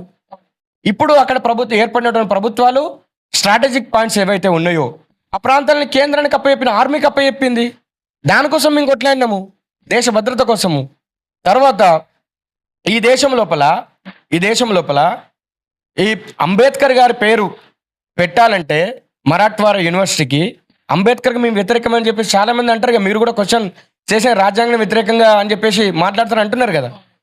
అంబేద్కర్ గారు ఈ దేశానికి రాజ్యాంగాన్ని అందించినటువంటి ఒక గొప్ప నాయకుడు, ఈ దేశానికి దశాదిశను చూపెట్టేటువంటి రాజ్యాంగాన్ని రాసినటువంటి మహనీయుడు. అలాంటి మహనీయుడి పేరుని పెట్టాలంటే అక్కడ ఉన్నటువంటి వాళ్ళు వ్యతిరేకిస్తున్న సమయంలో మా కార్యకర్తలు మరాఠ్వాడా యూనివర్సిటీకి అంబేద్కర్ గారి పేరు పెట్టాలని చెప్పేసి ఇంటింటికి పోయి జాగరూకతం చేసి మన దేశం ఈరోజు ఇట్లా బతుకుతున్నటువంటి కారణం అంబేద్కర్ గారు అని చెప్పినారు. అక్కడ ఉన్నటువంటి సామాజిక పరిస్థితుల కారణంగా, అంతకుముందు ఉన్నటువంటి సామాజికంగా అంటే ఆయన మీద వ్యతిరేకత ఏ విధంగా వచ్చిందో మనకు తెలియదు. అక్కడ ఉన్నటువంటి పరిస్థితుల కారణంగా ఆ పరిస్థితులు అవి కరెక్ట్ కాదు. ఆయన మనకు దశాదిశను చూపెట్టే రాజ్యాంగాన్ని రచించిండు. మీరు కనుక ఒప్పుకోకపోతే మేము కూడా అన్నం తినమని చెప్పేసి అంబేద్కర్ గారి ఫోటోను మాకు ఒక కార్యకర్త ప్రతి ఇళ్లలో పెట్టుకొని అక్కడ ఉన్న ప్రజానికాన్ని ఒప్పించి మరాఠ్వాడా యూనివర్సిటీకి డాక్టర్ బిఆర్ అంబేద్కర్ గారి పేరు పెట్టించిన ఘనత అఖిల భారతీయ విద్యార్థి పరిషత్. ఈ దేశం లోపల మీకు అంబేద్కర్ గారు అంటే ఇష్టం ఉంది, మనువాదం కాలబెట్టిన మనువాదాన్ని తీసుకొచ్చి పార్లమెంట్ ముందు కాలబెట్టినా ఏం చేసినా మీకు అంబేద్కర్ గారు అంటే ప్రేమే ఉంది. మనువాదము తర్వాత మేము రాజ్యాంగబద్ధంగా పనిచేసే వాళ్ళము, రాజ్యాంగబద్ధంగా మేము ఇక్కడ మెసులుకునే వాళ్ళము. మనువాదం సంబంధించి మనకు దాని ఆనవాళ్ళు తెలియదు, మనువాదం ఎప్పుడు ఉన్నదో తెలియదు, ఎప్పుడు ఏ విధంగా అమలైందో మనకు తెలియదు. మంచి అనిపిస్తుంది. ఏబీపీకి సంబంధించిన వాళ్ళు ఈ మనువాదాన్ని అపోజ్ చేయడం మంచి అనిపిస్తుంది. మనువాదంలో ఏమున్నదో నాకైతే తెలియదు. ఓకే మీరు ఇంకా మిగతా కార్యకర్తలు అడిగినా గానీ నాకు తెలిసి మనువాదంలో ఏమున్నదో అసలు అడిగే వాళ్ళకు కూడా తెలియదు అని చెప్పేసి నేను అనుకుంటున్నా. మీరన్నంటలేను దాని సో కాల్డ్ వ్యక్తులు ఇట్లా చెప్తూ దానిలో ఒక్కటి ఇది ఉన్నది అది ఉన్నది అని చెప్పేసి అంటున్నారు, పేపర్లు కాల పెడుతున్నారు. అసలు దానిలో ఏమున్నదో చెప్పాలి, మాకు కూడా తెలుసుకోవాలని క్యూరియాసిటీ ఉన్నది. డిస్క్రిమినేషన్ మాత్రం ఉంది ఖచ్చితంగా. ఏ డిస్క్రిమినేషన్? కాస్ట్ బేస్డ్ డిస్క్రిమినేషన్ ఉంది. కాస్ట్ బేస్డ్ డిస్క్రిమినేషన్ అంటే ఈ దేశంలో కాస్ట్ అనేది ఉన్నది, అది నగ్న సత్యం. అది నగ్న సత్యం. దానికి విద్యార్థి పరిషత్ ఏం చేస్తుంది, ఇంకా వేరే సంస్థలు ఏం చేస్తాయి. కానీ మీరు బిఆర్ అంబేద్కర్ గారికి సపోర్ట్ చేయడం మంచి అనిపిస్తుంది అంటున్నా. ఎందుకనంటే సపోర్ట్ చేస్తాం కదా, సపోర్ట్ చేయాలి. మేమేమంటున్నామంటే ఎవరైతే సోకాళ్ళు మేము రాజ్యాంగ వ్యతిరేకము లేకపోతే అది ఇది అని చెప్పేసి మా మీద బురద వెళ్తారో వాళ్ళు మా శిక్షణ శిబిరాలకు రావాలి. అక్కడ ఏం జరుగుతుందో చూడాలి, చూసిన తర్వాత అప్పుడు మాట్లాడాలి. ఇప్పుడు మీకు విశ్వగురు కావాలనే ఐడియాలజీ ఉంది కదా, ఇప్పుడు ఈ ఐడియాలజీకి ఓన్లీ హిందూ విద్యార్థులేనా లేకపోతే ముస్లిం క్రిస్టియన్ విద్యార్థులు కూడా కలుపుకొని పోతారా? ఎందుకంటున్నా ఈ క్వశ్చన్ అంటే, ఎందుకంటున్నా అంటే నేను ఇంతవరకు ఒక్క ఏబీవీపీ లీడర్ క్రిస్టియనో ముస్లిమో చూడలే. మీరు ఆర్ఎస్ఎస్ ఐడియాలజీ ఫ్రమ్ బాన్ అయింది అట్లా ఎట్లా అని అంటే హెగ్డేవార్ గారు కానివ్వండి, సావర్కర్ గారు కానివ్వండి, లేకపోతే గురుజీ గోల్వార్కర్ గారు కానివ్వండి, వీళ్ళు ఎట్లా అంటే హిట్లర్ ఆ రోజు నాజిస్ట్ ఐడియాలజీ తీసుకున్నప్పుడు దాన్ని అడాప్ట్ చేసుకున్న తప్పులేదని అన్నారు. ఎలా అయితే హిట్లర్ జర్మన్లది ఆర్యన్ ఫ్యామిలీ, జర్మన్లది ప్యూర్ ఫ్యామిలీ అని అన్నట్టు ఈ జర్మన్లని వేరే వాళ్ళతోని కలవకుండా చూసినాడు, జర్మన్లని ఎట్లయితే ప్యూర్ అని చెప్పి అనుకున్నారో హిందువులను కూడా అట్లనే ప్యూర్ అని చెప్పి వీళ్ళు అనుకున్నారు. ఎవరు ఆర్ఎస్ఎస్ ని మొదలు పెట్టినటువంటి ఈ సోకాల్ ట్రూప్ ఎవరైతే ఉన్నారో గోల్వర్కర్ కానివ్వండి, సావర్కర్ గారు కానివ్వండి, వీళ్ళు అట్లనే ఇప్పుడు విశ్వగురు కావాలన్నటువంటి ఐడియాలజీలో ఏబీవీపీ క్రిస్టియన్స్ ని ముస్లిమ్స్ ని ఐక్యతం చేసుకొని వెళ్తుందా, లేదంటే వాళ్ళని సపరేట్ చేస్తుందా? దానికి వచ్చే ముందు నేను ఒక విషయం ప్రస్తావిస్తా. ఫర్ ఎగ్జాంపుల్, తెలంగాణ వచ్చింది నిజము, తెలంగాణలో సబ్బండ వర్గాలు పాల్గొన్నాయి, దానిలో వీళ్ళు నేతృత్వం వహించలు వాళ్ళు నేతృత్వం వహించలు అని చెప్తారు. పోతే అందరు కలిస్తేనే తెలంగాణ వచ్చింది అని చనిపోయింది నిజము. తర్వాత అంటే తెలంగాణ సాక్షాత్కరించింది నిజము, దానిలో వివిధ దశల్లో ఉద్యమం జరిగింది కూడా నిజం. కాకపోతే మీ భావజాలం వేరు, నా భావజాలం వేరు. జస్ట్ మీరు అన్నట్టుగానే రైట్ లెఫ్ట్ అనుకోండి. మీరు రాస్తే దానిలో ఎంత లేదన్నా కానీ మీ యొక్క ఒరవడి కొంత ఉంటుంది, అలా నా ఒరవడి కొంత ఉంటుంది. ఫర్ ఎగ్జాంపుల్, మంచి న్యూట్రల్ మైండ్తో ఒక వ్యక్తి వచ్చి దాని మీద చదివింది అనుకోండి, చదివితే మంచిగా ఎక్కుతుంది. ఎక్కిన తర్వాత నా దగ్గరికి వచ్చి నా బుక్ తీసుకొని చదువుతాడు, ఇదంతా ట్రాష్, ఇదంతా ఇట్లా లేదు అట్లా లేదు అని చెప్పేసి అనుకుంటాడు. అట్లా ఈ దేశం లోపల చరిత్రకారులు అని చెప్పుకుంటోళ్ళు వాళ్ళ పర్స్పెక్టివ్లో చరిత్రను రాసిళ్ళు.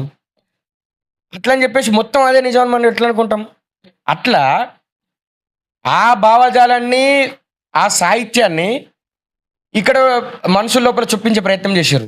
ఇక్కడ ఏర్పడేటువంటి కొత్త ప్రభుత్వాలు కూడా ఫస్ట్లో అంటే ఇనిషియల్ స్టేజ్లో ఏర్పడేటువంటి ప్రభుత్వాలు కూడా బ్రిటిష్ మైండ్ సెట్కు అనుగుణంగా ఏర్పడేటువంటి, తర్వాత కమ్యూనిస్ట్ భావజాలు ఉన్నటువంటి వాళ్ళను మినిస్టర్స్గా పెట్టినటువంటి సందర్భాలు ఉన్నాయి. అలాంటి వాళ్ళు ఉన్నప్పుడు విద్యా విధానం ఏ విధంగా ఉంటుంది? అట్లా అంటూనే ఆర్ఎస్ఎస్ లాంటి ఒక సంస్థని ఒక నరహంతకుడైనటువంటి హిట్లర్తో పోల్చడం అనేది కరెక్ట్ కాదంటున్నా. అట్లా వాళ్ళు అభివర్ణించారు, అది తప్పు అని అంటున్నా. అట్లా వాళ్ళు సాహిత్యీకరించారు, అది తప్పు అని అంటున్నా. ఇంకోటి మీరు ఏమంటున్నారు, ముస్లిం క్రిస్టియన్ అంటున్నారు. ముస్లింలు ఉన్నారా? మీరు విశ్వగురువుకు స్థాయికి వెళ్ళడానికి ముస్లింల విద్యార్థులను కూడా తీసుకెళ్తారా? ఆర్ఎస్ఎస్ ముందు చెప్పిన తర్వాత ఇది చెప్తా. హిందుత్వ అని అన్నారు, ఎస్. సరసంఘచాలకులు గారు చెప్పినారు, ఎస్. ఈ దేశంలో ఉన్న వాళ్ళందరూ హిందువులే అన్నారు. దానికి అందరు కూడా ఎస్, ఈ దేశంలో పుట్టిన వాళ్ళందరూ కూడా హిందువులే అన్నారు. కాకపోతే వాళ్ళ నమ్మకాల ప్రకారంగా వాళ్ళు ఉంటున్నారు అని చెప్పినారు. ఈ జీవన విధానం హిందుత్వ జీవన విధానం అని చెప్పినారు. దానిలో ఏం తేడా లేదు, అందరు కూడా వాళ్ళు యాక్సెప్ట్ చేసినారు.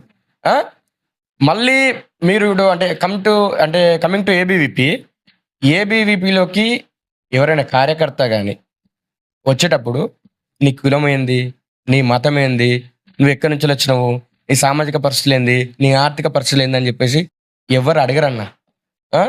దట్టు నీ కులం ఇదే, నీ మతం ఇదే, నువ్వు ఇట్లా సామాజికంగా ఇట్లున్నావు, నువ్వు ధనవంతుని కాబట్టి నీకు బాధ్యత ఇస్తామని చెప్పేసి ఇయ్యరన్నా. అట్లా ఇస్తే నాలాంటి వాళ్ళు ఇప్పుడు స్టేట్ సెక్రటరీ కాకపోతుండే. అట్లా ఇస్తే చాలామంది నేషనల్ జనరల్ సెక్రటరీ కాకపోతుండే, నేషనల్ ప్రెసిడెంట్స్ కాకపోతుండే. మీరు అన్నదానికే వద్దాం. నేను వ్యక్తుల పేర్లు తీసుకోను, ప్రాంతాలను నేను ప్రస్తావించి మీకు ఒక ఉదాహరణ చెప్తాను. నార్త్ ఈస్టర్న్ స్టేట్స్ ఉన్నాయి.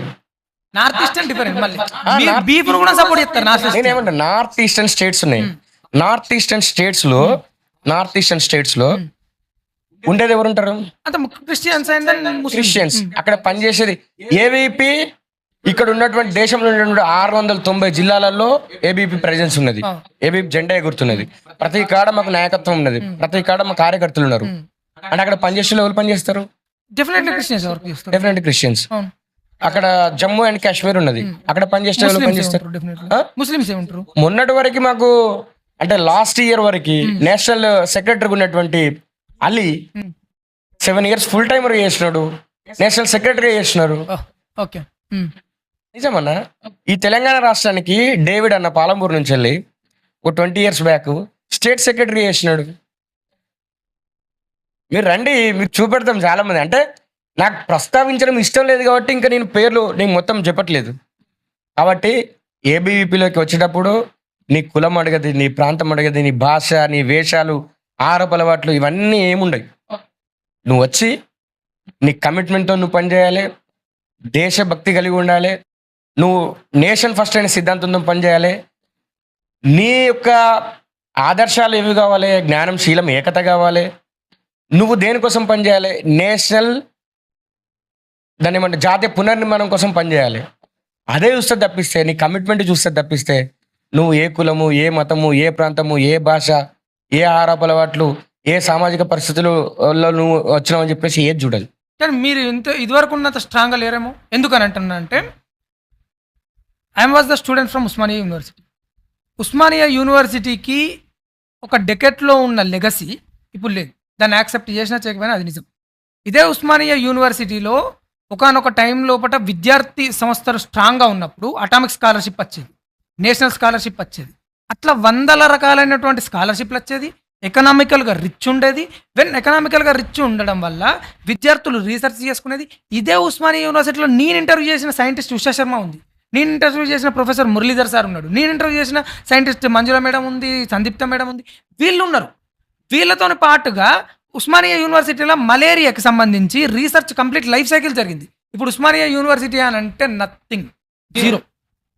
అంటే మీరు స్ట్రాంగ్ లేరు. మీ స్టేట్మెంట్తో నేను విభేదిస్తా. చెప్పండి, ఎందుకు అంటే కాలం మారుతున్న కొద్దీ ఉద్యమ పంత అనేది మారుతున్నది. ఒకప్పుడు కాళ్ళు నడుకుని పోయేటోళ్ళం, ఇప్పుడు బండ్లు కార్ల మీద పోతున్నాం. ఒకప్పుడు ఈ మొబైల్స్ లేవు, సోషల్ మీడియా వేదికగా నడిచిన ఉద్యమాలు ఈ దేశంలో చాలా మార్పులను తీసుకొస్తున్నాయి. ఫీల్డ్ మీద పనిచేసేటువంటి ఉద్యమాలు ఒక 15-20 సంవత్సరాల క్రితం ఉన్నాయి. ఇప్పుడు సోషల్ మీడియా వేదికగా లేకపోతే కొంచెం ఇన్నోవేటివ్గా చేస్తే కూడా అప్పుడు వచ్చిన దానికంటే ఎక్కువ రిజల్ట్ ఇప్పుడు వస్తున్నది. అట్లా విద్యార్థుల యొక్క పర్స్పెక్టివ్ మారుతున్నది. దానికి అనుగుణంగా అంటే విద్యార్థి సంఘాల యొక్క పనితీరు కూడా మారుకుంటూ పోతున్నాయి. దానివల్ల విద్యార్థి సంఘము బలహీన పడింది అనేది దానికి రిజల్ట్ గురించి కూడా చెప్తున్నా నేను. రిజల్ట్ ఎందుకు లేదు? ఇప్పుడు ఫర్ ఎగ్జాంపుల్ చెప్తా, నేషనల్ లెవెల్లో బీసీ విద్యార్థులకు 300 రీసెర్చ్ స్కాలర్షిప్స్ ఉన్నాయి. 300. ఇప్పుడు అవి 1000 అయినాయి. ఏ విధంగా అయినాయి? ఇప్పుడు రిప్రజెంటేషన్ ఇచ్చి వాళ్ళకు అర్థమయ్యేలాగా చెప్తే కూడా పనులు అయ్యేటి ఉంటుంది. అలాంటి వ్యవస్థ నిర్మాణం అయిపోయింది. ఒకప్పుడు చించుకొని ఇట్లా చేసి అట్లా చేసినా గానీ ఏం కానటువంటి పరిస్థితులు కూడా ఉన్నాయి.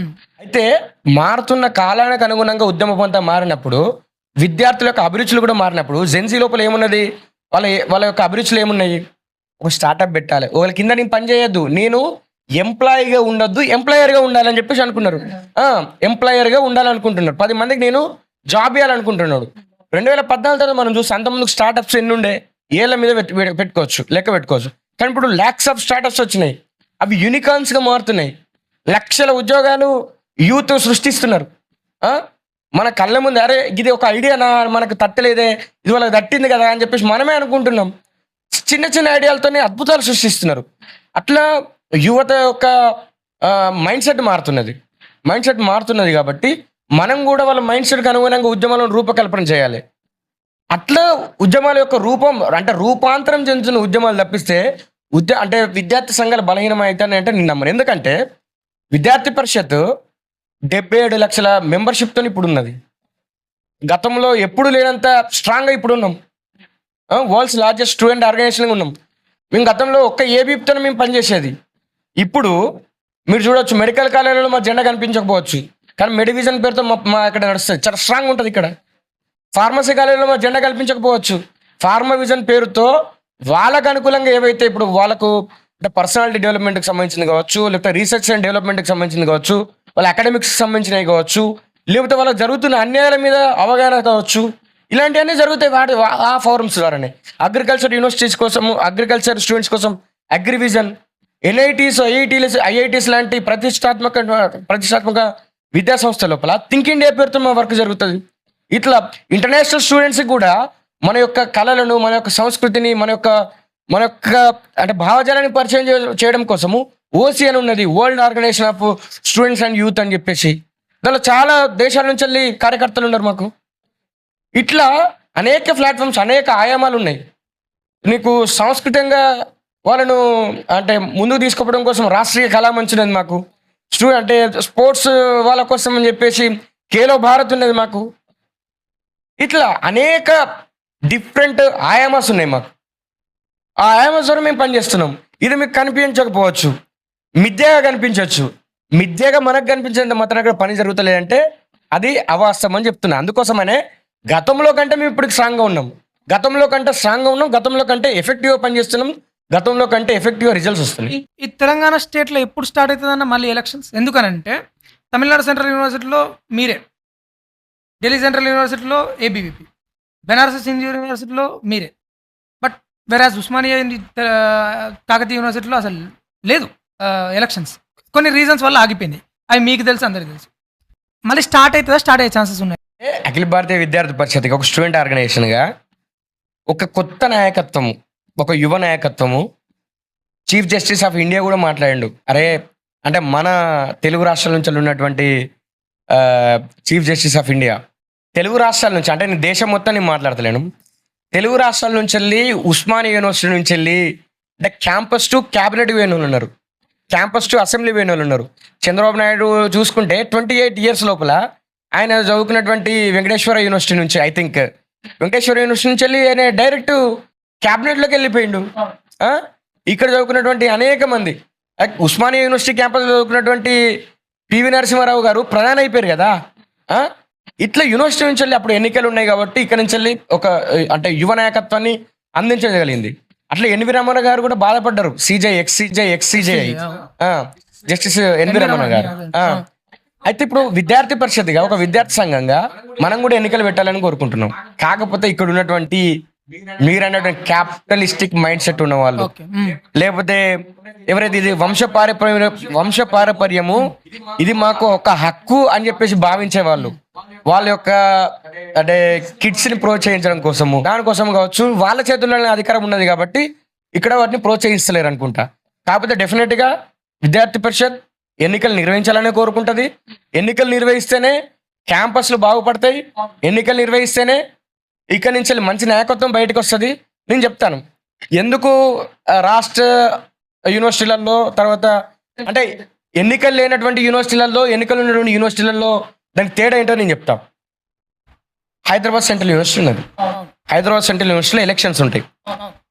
400 ఎకరాల భూమి మా ప్రభుత్వాన్ని ఇది అని చెప్పేసి ఈ రాష్ట్ర ముఖ్యమంత్రి రేవంత్ రెడ్డి గారు దాని మీద ఒక యుద్ధం ప్రకటించేందుకు పనిచేసిండు. బుల్డోజర్లను పెట్టిండు ఎక్కడికక్కడ.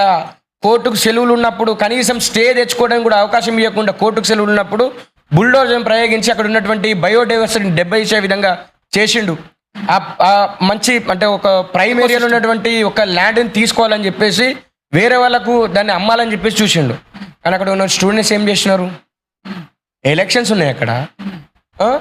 ఎలక్షన్స్కు పోయేటప్పుడు ఇది ఒక ప్రధాన ఎజెండాగా పోయేటట్టు చేసి అక్కడ ఉన్నటువంటి ఎన్ఎస్యూ అయితే కాంగ్రెస్ స్టూడెంట్ వింగ్ కూడా మీరు తప్పు చేస్తున్నారు, ఇది మా యూనివర్సిటీ అని చెప్పేసి చెప్తే అప్పుడు ఉన్నటువంటి బట్టి విక్రమార్క గారు ఈజ్ ద అలమ్ని ఆఫ్ హెచ్సియు. మేము కూడా అక్కడ ఉంటే ఆ విధంగానే మాట్లాడతాం, వాళ్ళకి తెలియదు అని చెప్పేసి మాట్లాడారు. అంటే అక్కడ ఎన్ఎస్యుఐకి కాంగ్రెస్ పార్టీకి కాంట్రాడిక్టరీ ఉన్నది అక్కడ, అంటే వాళ్ళ స్టేట్మెంట్స్ లోపల. అంటే ఆ విధంగా ఎలక్షన్స్ అనేది ప్రభావితం చేస్తాయి. అట్లా వాళ్ళు దాన్ని ఏం చేస్తున్నారు, వాళ్ళ యొక్క యూనివర్సిటీకి సంబంధించిన సమస్యను ఒక సోషల్ ఇష్యూగా మార్చగలిగారు. దానిలో direct Supreme Court of India intervene అయ్యి సుమోటోగా తీసుకొని దాని మీద స్టే విధించింది. విద్యార్థి పరిషత్గా మేము దానిలో ఉన్నటువంటి యూనిటే కాకుండా నేను అంటే ఒక రాష్ట్ర కార్యదర్శిగా స్టేట్ వైడ్గా ఆందోళనకు పిలుపునిచ్చినాం.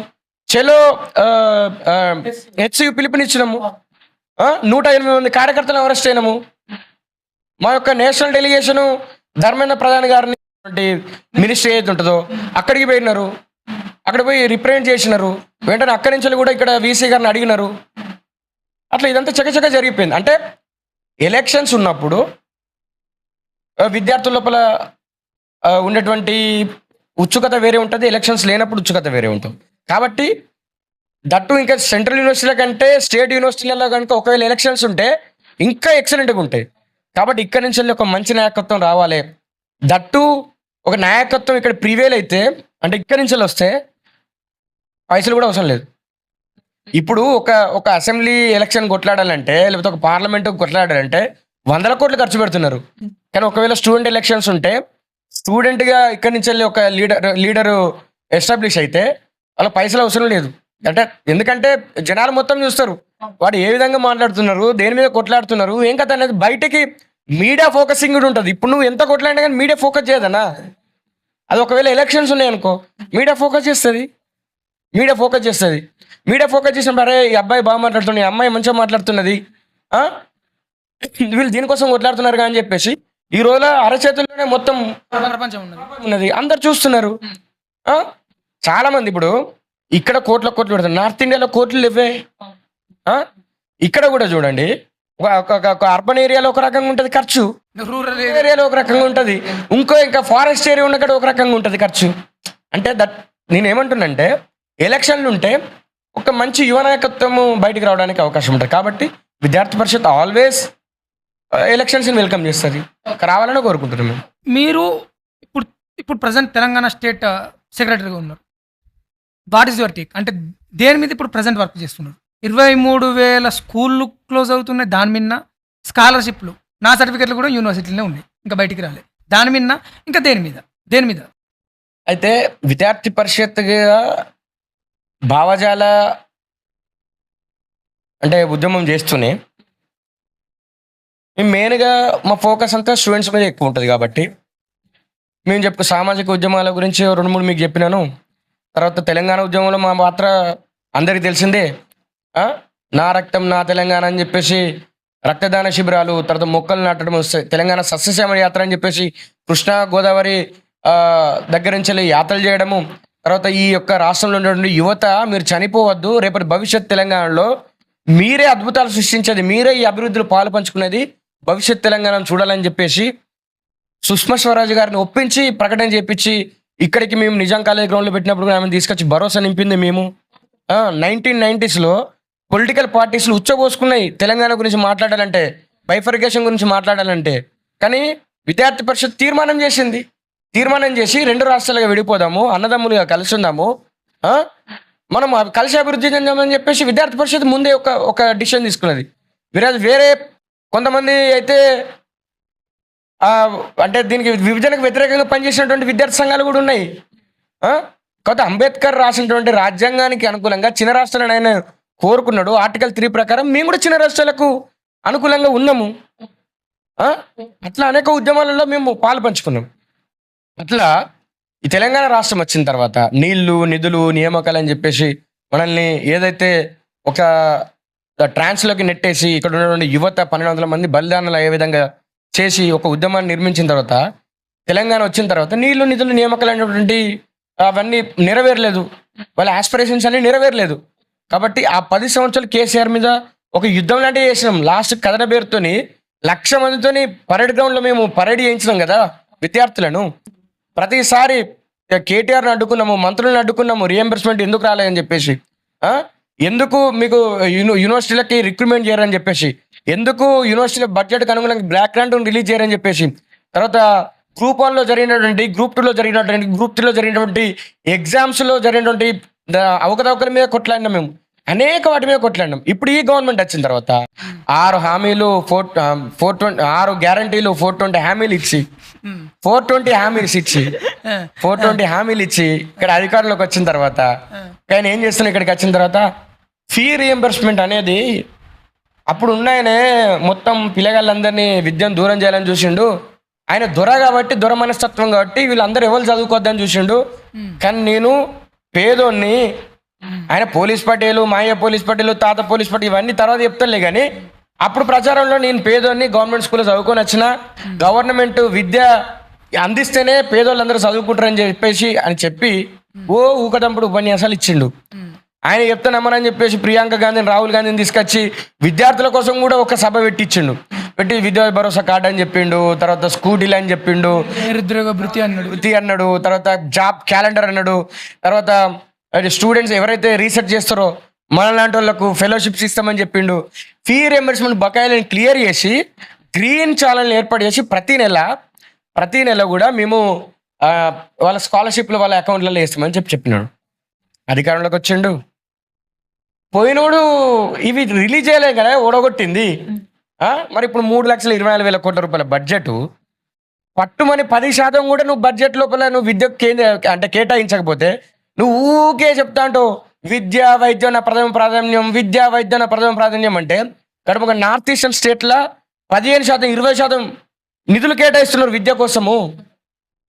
మరి నీ ధనిక రాష్ట్రంగా ఎటుపోయే ఒక అంటే దేశం లోపలే టాప్ 5 సిటీస్లో రెవెన్యూ జనరేట్ చేసే సిటీస్లో హైదరాబాద్ ఉన్నది కదా, ఆ హైదరాబాద్ మన తెలంగాణ ఉన్నది కదా.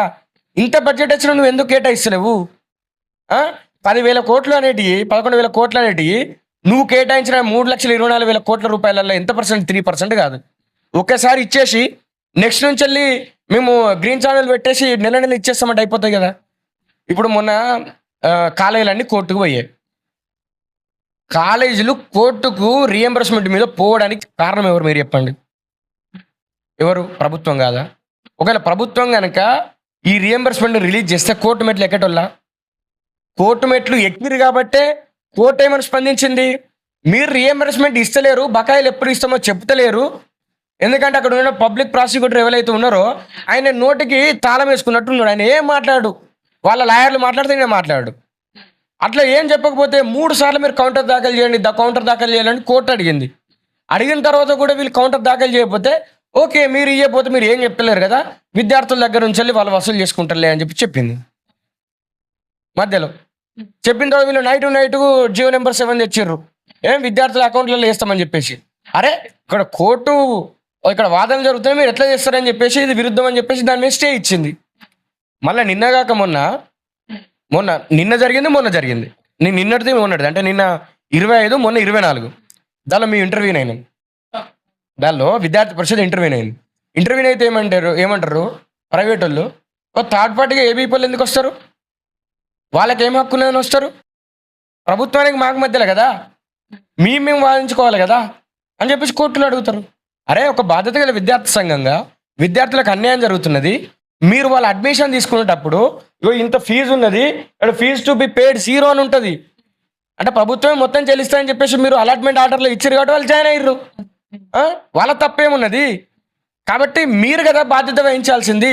వాళ్ళని ఎందుకు బాధ్యులను చేస్తున్నారు, వాళ్ళని ఎందుకు విక్టిమ్స్ చేస్తున్నారు అని చెప్పేసి విద్యార్థి పరిషత్ ప్రశ్నించింది. ఇది వాళ్ళకు నొప్పి. అంటే ఏంటంటే అరే నాయన నా ప్రభుత్వం దగ్గర లేవు అంటే ఆయన చెప్పిండు కదా, నన్ను షీరినా కోసినా రూపాయి లేదని 18,000 కోట్ల కంటే ఎక్కువ రావు, ఇటు జీతాలు ఇవ్వాలి, ఇటు వాళ్ళకి ఇవ్వాలి, మందకృష్ణ అన్న నువ్వు పంచుతావా, ఆర్ కృష్ణయ్య నువ్వు పంచుతావా, ఎవరు పంచుతారో పంచుకోర్రి, మరి ఈయనెందుకు ముఖ్యమంత్రి అయినట్టు మనకు తెలియదు, మీరు పంచుకోర్రి అని చెప్పేసి ఆయన మాట్లాడిండు. మనం అప్పుడు నీకు తెలియదు, లంక బిందెలు ఉన్న విషయం నీకు తెలియదా, లేకపోతే ఈ కోసుకుంటూ ఈ ఆరబెట్టుడు ఇవన్నీ నీకు తెలియదా? నువ్వు మరి ఇత్తివి ఇచ్చిన తర్వాత పిల్లగాళ్ళకు విద్య చెప్పించలేకపోతుంది. అట్లా ఈ ప్రైవేట్ కాలేజీలు గవర్నమెంట్ నేను కొట్టినట్టు చేస్తా అని చెప్పేసి గవర్నమెంట్ చేస్తుంది, మీరు వాళ్ళు ఏడ్చినట్టు వాళ్ళు చేస్తారు. ఈ మధ్యలో బలయ్యేది విద్యార్థులు. నిన్నేం చేసింది వీళ్ళు జియో నెంబర్ 8, 9 ఒక 15 రోజుల క్రితం తీసుకొచ్చింది. జియో నెంబర్ 8, 9 ఏం చేశారంటే జియో నెంబర్ 8లో ఏ విధంగా ఇస్తామనేది చెప్పినారు, జియో నెంబర్ 9లో మార్గదర్శకాలు ఇచ్చినారు. జియో నెంబర్ 9లో విద్యార్థుల అకౌంట్లలో మేము వేస్తాము, వేసిన వారం రోజులలో మీకు అంటే మీ కాలేజీ యాజమాన్యాలకు విద్యార్థులు కడతారు, కట్టకపోతే వాళ్ళ మీద రెవెన్యూ రికవరీ యాక్ట్ ప్రయోగిస్తాము, వాళ్ళకు ఇంకో స్కాలర్షిప్ రాకుండా చేస్తాము, వాళ్ళ మీద కేసులు నమోదు చేస్తామని చెప్పేసి ఒక పెద్ద మ్యాటర్ రాసుకుంటూ వచ్చింది. దాని ప్రైవేట్ విద్యా సంస్థలు ముందు వసూలు చేస్తే వాళ్ళ మీద చర్యలు తీసుకుంటామని లేదు, గవర్నమెంట్ ముందు ఇవన్నీ చెల్లించినందుకు వాళ్ళ మీద చర్యలు అంటే ఏం లేవు. ఇట్లా ఇచ్చిన తర్వాత జియో నెంబర్ 9 నిన్న కోర్టు స్టే ఇచ్చింది. దాని మీద స్టే ఇచ్చిందంటే ఏంటిదిగా విద్యార్థుల దగ్గర నుంచి ఫీజులు వసూలు చేసుకోవాలన్నట్టు కదా. ఇండైరెక్ట్గా వాళ్ళ అకౌంట్లలో గవర్నమెంట్ వేస్తానని చెప్పేసి గవర్నమెంట్ చెప్తే దాన్ని స్టే ఇచ్చింది. ఎవరు? కోర్టుకు స్టే ఇచ్చింది. స్టే ఇచ్చిందంటే ఇప్పుడు మండే నుంచో ట్యూస్డే నుంచో ఇప్పుడు ఫస్ట్ ఫేజ్ అయిపోతుంది, వాళ్ళు అక్కడ రిపోర్ట్ చేయాలి. రిపోర్ట్ చేసేటప్పుడు ఫీజు 70,000 ఉంటుంది. ఈ 70,000 కట్టాలా కట్టద్దా? స్టూడెంట్సే కట్టాలి. ఈ స్టూడెంట్స్ కట్టేటట్టు చేసింది ఎవరు? ఇప్పుడు గవర్నమెంట్ వాదించక, గవర్నమెంట్ మీరు ఎప్పుడు కడతారో చెప్పక, ఇప్పుడు ఎప్పుడు కడతారో చెప్పుర్రు అంటే అడ్వకేట్ జనరల్ మంగళవారం వచ్చి వాదిస్తారని చెప్పి చెప్తున్నారు. అరే ఇప్పుడు కడతాము గింత ఇస్తామని చెప్పి ఆగస్టు 15కి ఇస్తాము అని చెప్పేసి ఒక మాట చెప్పిండు. చెప్తే మీరు గతంలోనే మీరు టోకెన్ల పైసలు ఇస్తామని చెప్పి చెప్పినారు. మీరు దసరా పోయింది, దీపావళి పోయింది, మిమ్మల్ని నమ్మము, మీరు ఇయ్యరు, మీరు ఇచ్చినప్పుడే మేము కేసులు వాపసు చేసుకుంటామని చెప్పేసి వీళ్ళు అంటున్నారు. అంటే ఏంటంటే వీళ్ళు కొలివిడై ఇట్లా చేస్తున్నారు. దీనివల్ల మీలాంటి వాళ్ళు మాలాంటి వాళ్ళు సర్టిఫికెట్లు తీసుకోలేక వాళ్ళందరూ కూడా కనీసం చిన్న చిన్న జాబులు చేసుకోలేని పరిస్థితి ఉంది. దానికోసం విద్యార్థి పరిషత్ కలెక్టరేట్లో ముట్టడించింది, దానికోసం విద్యార్థి పరిషత్ యూనివర్సిటీలను బంద్ చేసింది, దానికోసం విద్యార్థి పరిషత్ జైల్లోకి పోయింది, దానికోసం విద్యార్థి పరిషత్ చెయ్యని పోరాటం లేదు. మేము కరపత్రాలు తీసి పంచినాము, బస్సులకి ఎక్కి ప్రచారం చేసినాము. ఇవన్నీ చేసినప్పుడు కూడా గవర్నమెంట్ కావాలని మేము ఏదో చేస్తున్నామని చెప్పేసి నటిస్తూ దీన్ని కత్తెర పెట్టాలని చూస్తున్నాను. కాబట్టి రానున్నటువంటి రోజులలో అంటే ఇప్పుడు ఈ మండే నుంచి ఖచ్చితంగా మళ్ళా రియంబర్స్మెంట్ మీద అంటే మెయిన్ ఇష్యూ ఇది. లక్షల మంది విద్యార్థులు దగ్గర 20 లక్షల మంది విద్యార్థులు ఈ స్కాలర్షిప్లు రియంబర్స్మెంట్ మీద ఆధారపడి చదువుకుంటున్నారు. కాబట్టి మా మెయిన్ ఎజెండా ఇదే. ఖచ్చితంగా రాష్ట్ర ప్రభుత్వం మీద ఒత్తిడి తెస్తాము. ఒక ప్రధాన ప్రతిపక్షంగా, నిర్మాణాత్మక ప్రతిపక్షంగా మేము పోరాడతాం. ఈ రాష్ట్రంలో ఉన్నటువంటి అన్ని పార్టీలు, నేను పేరు తీసుకోవట్లేదు, అన్ని పార్టీలు ఏ పార్టీ కూడా రియంబర్స్మెంట్ కూడా మాట్లాడతలేదు. ఎందుకంటే వాళ్ళ మంత్రులు, వాళ్ళ ఎమ్మెల్యేలు, వాళ్ళ అనుయాయులకు సంబంధించినటువంటి విద్యా సంస్థలు వాళ్ళ ఉన్నాయి కాబట్టి వాళ్ళు మాట్లాడతలేరు. ఇప్పుడు మీరు అన్నారు 23,000 పాఠశాలలు మూస్తున్నారన్న. 23,000 పాఠశాలలను మూసేస్తే తండాలల్లో, గిరిజన తండాలల్లో, ఆదివాసీ గూడాలల్లో, తర్వాత దళిత వాడళ్లలో, బహుజన వాడళ్లలో ఉండటం ప్రైమరీ స్కూళ్ళ పరిస్థితి ఏంది? ఏకోపాధ్యాయ పాఠశాలలు ఉంటాయి. ఎక్కడో కొండలలో ఒక పాఠశాల పెడతారు. అక్కడ పోయి ఒక ఉపాధ్యాయుడు వాళ్ళకు బేసిక్స్ నేర్పిస్తారు. తర్వాత వాళ్ళు కొంచెం 5వ తరగతికి వచ్చిన తర్వాత పట్టణ ప్రాంతాల్లో, కొంచెం అర్బన్ ఏరియాలోకి వస్తారు, మైదాన ప్రాంతాలకు వచ్చి చదువుకుంటారు. వాళ్ళ పరిస్థితి ఏంది? మొన్న పక్క రాష్ట్రానికి పోయి 27,000 పాఠశాలలు ఉన్నాయి, 23,000 పాఠశాలలో మూసేస్తామని చెప్పేసి 1,50,000 రూపాయలు పెట్టినప్పటికీ ప్రమాణాలు సరిగా లేవంటే మరి విద్యాశాఖ మంత్రి వాడు, ముఖ్యమంత్రి వాడు, వ్యవస్థ అంతా ఎవరి చేతులు ఉన్నది? ఇంతమంది ఉపాధ్యాయులు ఏం చేస్తున్నారు? తర్వాత ఇంతమంది అధికారులు ఏం చేస్తున్నారు? ఇంకా ఐఏఎస్ ఆఫీసర్లు ఏం చేస్తున్నారు? ఎప్పటికేదో సమీక్ష అంటవే, నీ సమీక్షలన్నీ మన్నులో గెలిచినాయా? నీ పైసలన్నీ దుమ్ములో వేయినాయా? ఏం చేస్తున్నారు?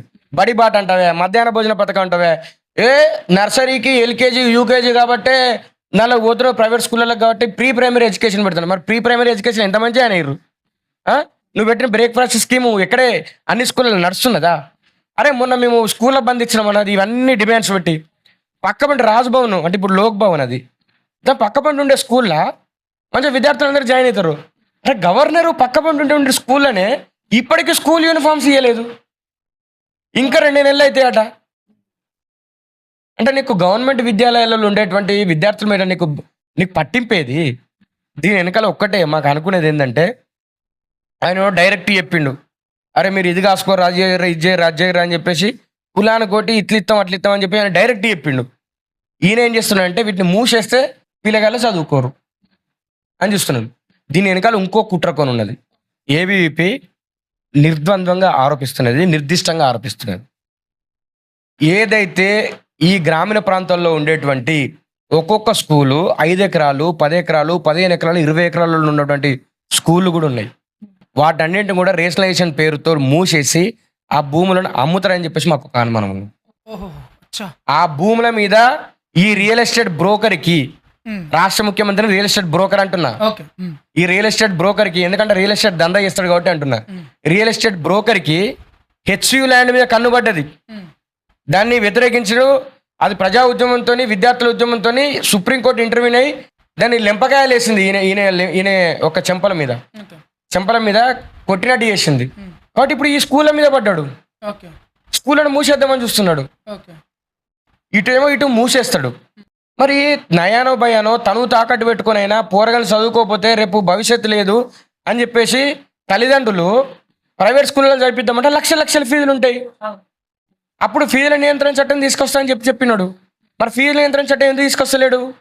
ఎందుకంటే ఎలక్షన్లు అప్పుడు, అది లోకల్ బాడీ ఎలక్షన్స్ అయినా, అసెంబ్లీ ఎలక్షన్లు అయినా, పార్లమెంట్ ఎలక్షన్లు అయినా, వాళ్ళ ఈయనకు మూటల కొద్ది పైసలు తీసుకొస్తాడు. ఈయన చెప్తాడుగా నేను రాహుల్ గాంధీకి పైసలు రాహుల్ గాంధీకి వాళ్ళ అంటే ఢిల్లీకి కప్పం కట్టాలి కదా ఈయన ప్రతి నెల, కాబట్టి ఇక్కడ నుంచి పైసలు వస్తాయి కాబట్టి వాళ్ళని ఏమన్నాడు. ఇది జరిగే తంతు అంతా. అందుకోసమనే విద్యాశాఖను పూర్తిగా భ్రష్టు పట్టిస్తున్నాడు ఈ గవర్నమెంట్ యూనివర్సిటీ. చూసుకుందాం, ఆ ప్రైవేట్ విద్యాలయాల లోపల ఒకే గ్రామం లోపల ప్రైవేట్ విద్యాలయాల్లో 300-400 మంది స్టూడెంట్స్ ఉంటారు. ఇక్కడ 10-15 మంది అంటే టీచర్లు ఉన్న దగ్గర ఎందుకు నీకు 50-60 మంది విద్యార్థులు ఉంటున్నారు? ఎక్కడ పోతున్నది? ఎక్కడ ఎక్కడ ఎక్కడ మిస్ మ్యాచ్ అవుతున్నది? గవర్నమెంట్ దగ్గరనే కదా. తర్వాత యూనివర్సిటీస్ విషయానికి వద్దాం. యూనివర్సిటీస్ విషయానికి వస్తే ఈ గవర్నమెంట్ యూనివర్సిటీలు 19 ఉన్నాయి. మొన్న ఏర్పడేటువంటి ఎర్త్ సైన్సెస్ యూనివర్సిటీ కొత్తగూడెంలో 19 యూనివర్సిటీలలో 83% టీచింగ్ ఫ్యాకల్టీ లేకుండా, రిక్రూట్మెంట్ లేకుండా నడుస్తున్నాయి. మరి పరిశోధనకు నిలయాలైనటువంటి, పరిశోధనకు కేంద్రాలైనటువంటి విశ్వవిద్యాలయాలలో ఏ విధంగా పరిశోధన జరుగుతుంది? సారులు లేకపోతే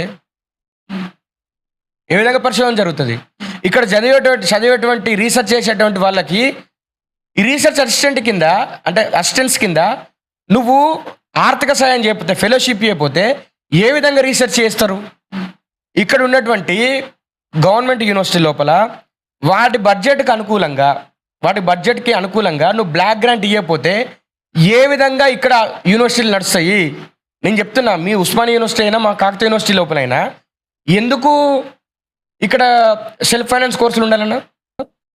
ఇప్పుడు ఈ బిల్డింగ్లు గవర్నమెంటే కట్టిస్తుంది, హాస్టల్ గవర్నమెంటే ప్రొవైడ్ చేస్తుంది, సార్లకు జీతాలు ఇచ్చేది గవర్నమెంటే, అన్ని గవర్నమెంట్ ప్రొవైడ్ చేసినప్పుడు దీనిలో గురుకులాలలో ఉన్నట్టుగా గురుకులాలలో సీట్ వచ్చినట్టు విద్యార్థికి ₹1 కూడా ఖర్చు ఉండదు కదా. అట్లా ఎందుకు ఇక్కడ అనేక లక్షల మందితో పోటీపడి ఇక్కడ విద్యార్థులు వస్తారు కదా, మరి వీళ్ళకు రూపాయి లేకుండా ఎందుకు మీరు చదువు చెప్పరు? ఇక్కడ మెస్ బిల్లు కట్టాలి, కాస్ట్ డిపాజిట్ కట్టాలి, తర్వాత లైబ్రరీ ఫీజులు ఉంటాయి, తర్వాత ఇక్కడ కోర్స్ ఫీజు ఈ కాకతీయ యూనివర్సిటీ లోపల 1800% పెంచినారు కోర్స్ ఫీజు. నీకు రియంబర్స్ ఫర్ ఎగ్జాంపుల్ ఒక కోర్స్కి అంతకుముందుకు 20,000 ఉంటే 20,000 రియంబర్స్మెంట్ వచ్చేది. ఇప్పుడు 35,000 చేసిర్రు. 15,000 స్టూడెంట్ కట్టుకోవాలి. అంటే half of the tuition fees విద్యార్థి కట్టుకున్న తర్వాత మీరు అన్నట్టుగా ఇది పబ్లిక్ ప్రైవేట్ పార్ట్నర్షిప్ నడిచేటువంటి యూనివర్సిటీ అవుతుందా, లేకపోతే పబ్లిక్ యూనివర్సిటీ అయితే మీరు చెప్పాలి. ఇలాంటి తెలంగాణ లోపల ఇలాంటి సిచ్యువేషన్ యూనివర్సిటీలలో ఉన్నది. నువ్వు జూనియర్ కాలేజీలలో పోతే జూనియర్ కాలేజ్ కరెక్ట్గా భవనాలు లేవు, అక్కడ ఫ్యాకల్టీ లేదు. డిగ్రీ కాలేజీలో అయితే ఇంకా అధ్వానం, డిగ్రీ కాలేజీలో ఇంకా అధ్వానం. ఏదో ఏంటిది ఇది మన ఐటీఐ లోపల టాటా వాళ్ళతో సహకారంతో వాళ్ళ సిఎస్ఆర్ ఫండ్తో అడ్వాన్స్డ్ సిస్టమ్కి సంబంధించినవి కొన్ని పెట్టేసి మేము బ్రహ్మాండం బద్దలు చేసామని చెప్తున్నాడు. టాటా ఇన్స్టిట్యూట్ వాళ్ళ సహకారంతో నువ్వు చేసి నీ ప్రభుత్వం ఏం చేసింది? ఉస్మానియా యూనివర్సిటీలో ఒక 100 మందికి ఫెలోషిప్లు 5,000 ఇచ్చి సింగరేణి నిధులతో ఇచ్చి నేను ఇచ్చిన అని చెప్పుకుంటాడు. అక్కడ గ్రూప్ 1 ఆస్పిరెంట్స్కి, సివిల్ ఆస్పిరెంట్స్కి దాని ప్రిలిమ్స్ పాస్ అయిన లక్ష ఇచ్చి సింగరేణి నిధులతో ఇచ్చి మేము చేసామని చెప్పుకుంటాడు. ఇదేంది ఇది? నీ ప్రభుత్వం ఏం చేస్తుంది? నువ్వు ఓన్లీ విద్యాశాఖకు కేటాయించినటువంటి 27,000 కోట్ల రూపాయల బడ్జెట్ ఎక్కడికి పోతున్నది? అరే విద్యారంగం ఇలాంటి పరిస్థితిని ఎదుర్కొంటున్నది. రిక్రూట్మెంట్ లేదు, నిధులు లేవు, పాఠశాలలో మూసేస్తున్నావు, కాలేజీల పరిస్థితి సరిగా లేదు, యూనివర్సిటీల పరిస్థితి సరిగా లేదు. ఇక ఏదిగా మరి నువ్వు విద్యాశాఖ మంత్రి ఉండి ఎలగబెట్టింది ఏంటి, పొడిచింది ఏంది? అటేమో ప్రైవేట్ యూనివర్సిటీలు మీరు చూడండి, దీనిలో చదువుకునే విద్యార్థులు పోయిన సంవత్సరము సిపి గెట్కి అంతకుముందుకు ఎవ్రీ యూనివర్సిటీకి కొన్ని వేల మంది అప్లై చేసేది. ఇప్పుడు అన్నిటికి కలిపి ఒకటే ఎగ్జామ్ పెట్టినప్పుడు కూడా పోయిన సంవత్సరం 65,000 ఉంటే ఇప్పుడు 55,000 అట్ట. నెక్స్ట్ 30,000కే వస్తారని చెప్పేసి అంటున్నాయి. ఎవరు చదవడానికి ఇష్టపడతలేరు గవర్నమెంట్ యూనివర్సిటీలల్లో. ఎందుకంటే సౌకర్యాలు ఏమి, ప్లేస్మెంట్ అసిస్టెన్స్ ఉండదు, ఇక్కడ చదువుకోవడానికి రీసెర్చ్ ఉండదు, రీసెర్చ్ చేయడానికి ఉండదు. ఇక్కడ మెస్లో గదే పైసలు కట్టాలి, నువ్వు సర్టిఫికేట్ తీసుకోవాలని పైసలు కట్టాలి, తర్వాత కోర్స్ ఫీజు నువ్వే కట్టాలి. గదే ప్రైవేట్ యూనివర్సిటీలో ఉన్నది కదా, వాడు అక్కడికి పోతున్నాడు. వాడు అక్కడ ప్లేస్మెంట్స్ ఉంటాయంటాడు, ప్లేస్మెంట్స్ కల్పిస్తాడు, ఏదో చిన్న అనాలిసిట్ కావాలనో మిగతా వస్తాడు. మళ్ళీ ఈయనే ప్రైవేటు స్కూళ్ళ కాడికి పోతాడు, ప్రైవేట్ యూనివర్సిటీల కాడికి పోతాడు. మీరు సామాజిక సేవ చేస్తున్నారు. అరే స్కూల్లో పోయి మరి తల్లిదండ్రులు బయటకు వచ్చి ఎందుకు రోడ్ల మీద ధర్నాలు చేస్తున్నారు? ఫీజులు ఇంతగానం ఉన్నాయని చెప్పేసి. అరే బుక్కులకు వేలకు వేలు ఉంటాయా, తర్వాత ఈ ఫీజులు ఇంజనీరింగ్ మెడిసిన్ కంటే ఎక్కువ ఫీజులు ఉంటాయా అంటే ఏంటి nursery first class second class చదవటానికి అని చెప్పి వాళ్ళు వచ్చి బయటకు వచ్చి ధర్నాలు చేస్తున్నారు. ఈయనేమో మంచిగా స్కూల్ ఓపెనింగ్ ఫంక్షన్లోకి పోతాడు, 50,000 ₹1,00,000 మీరు సామాజిక సేవ చేస్తున్నారని చెప్పేసి వాటికి వాకలతో పుచ్చుకుంటారు. ఓ బ్రాండ్ అంబాసిడర్ సీటర్ లెక్క పని చేస్తున్నారు, వాళ్ళకి బ్రాండ్ అంబాసిడర్ లెక్క. అట్లా అయిన తర్వాత ప్రభుత్వ విద్యా వ్యవస్థ ఎట్లా బలోపేతం అవుతుంది? నిర్వీర్యం అయిపోయింది.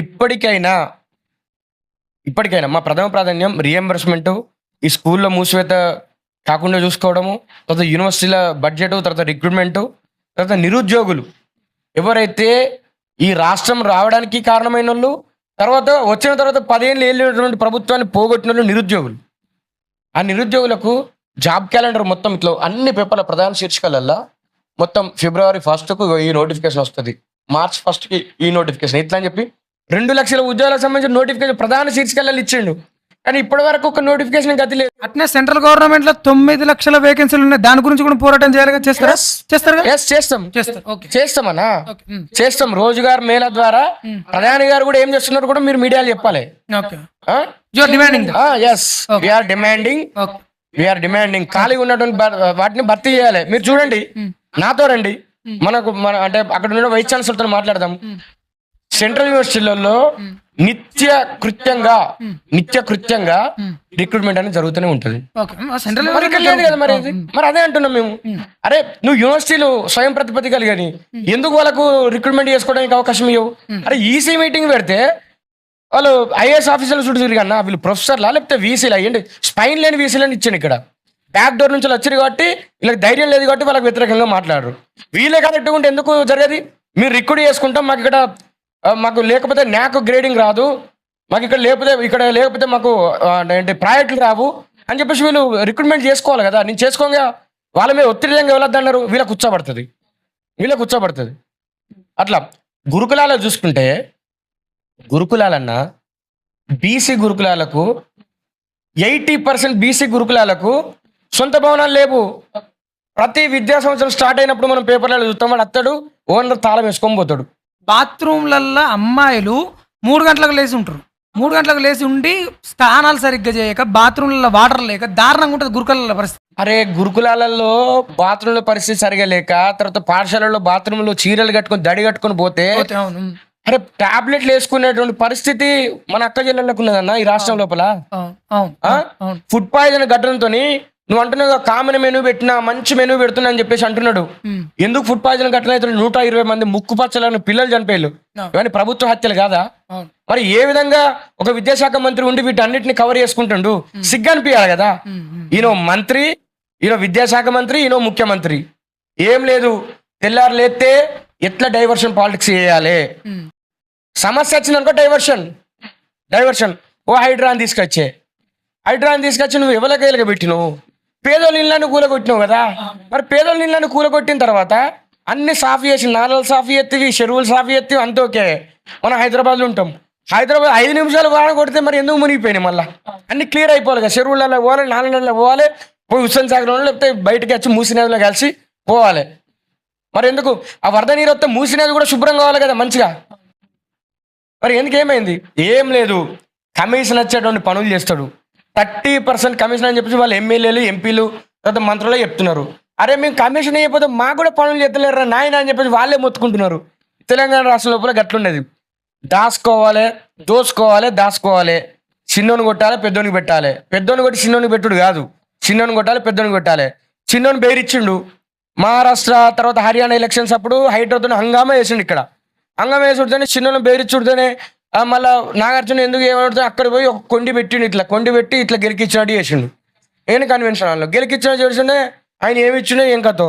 ఎవరైతే ఉన్నారో వాళ్ళందరూ ఇప్పుడు బిల్డర్లందరూ కూడా, పెద్ద బిల్డర్లందరూ కూడా FTL లెవెల్లోనే ఉన్నారు, బఫర్ జోన్లోనే ఉన్నారు. ఆకాశ అర్మాలే నిర్మిస్తున్నారు, దానికి పరిమితికి మించి మీరు నిర్మిస్తున్నారు. వాళ్ళందరి దగ్గర నుంచి మూటలు తీసుకుపోవాలి, ఎలక్షన్లు ఎక్కడైతే అక్కడికి పోవాలి, అక్కడ అప్పచెప్పి రావాలి. అట్లా పేదోళ్ళను కొట్టి పెద్దోళ్ళ దగ్గర నుంచి వసూలు చేసి అక్కడ వాళ్ళ ఒక ఢిల్లీకి కప్పం కట్టడం పరిస్థితులు ఈ తెలంగాణ రాష్ట్రం లోపల ఉన్నాయి. అట్లా విద్యార్థులను మోసం చేసిండు. I want talk about you. అసలు మీరు ఎక్కడన్నా మీది? మాది ఇక్కడే, అంటే తెలంగాణ రాష్ట్రం ఉమ్మడి కరీంనగర్ జిల్లా, ప్రస్తుత హన్మకొండ జిల్లా, హుజరాబాద్ కాన్స్టిట్యున్సీలో హుజరాబాదా? ఉన్నటువంటి Okay. ఎస్ హుజరాబాద్ కాన్స్టిట్యున్సీలో ఉన్నటువంటి కమలాపూర్ మండలంలో ఉన్నటువంటి మరిపిల్లిగూడెం అనే గ్రామం మాది. ఓకే. నేను కాకతీయ యూనివర్సిటీలో స్కూలింగ్ ఎక్కడ? స్కూలింగ్ మరిపిల్లిగూడెంలో, ఆ తర్వాత ఇంటర్మీడియట్ ఇంటర్మీడియట్ ఇక్కడ హన్మకొండలో. తర్వాత సబ్జెక్ట్ ఏంటి? నాది ఎంపీసీ. ఓకే. అచ్చా. MPC. ఓకే. ఆ తర్వాత MPC. మళ్ళీ తర్వాత బీటెక్ ఎక్కడ చేసినట్టే కాకతీయ యూనివర్సిటీకి కాన్స్టిట్యూంట్ కాలేజ్, affiliate అంటే college. Campus, off campus, sub campus కొత్తగూడెంలో ఉంటది. ఇప్పుడు అది ఎర్త్ సైన్సెస్ యూనివర్సిటీ అయింది. ఓకే.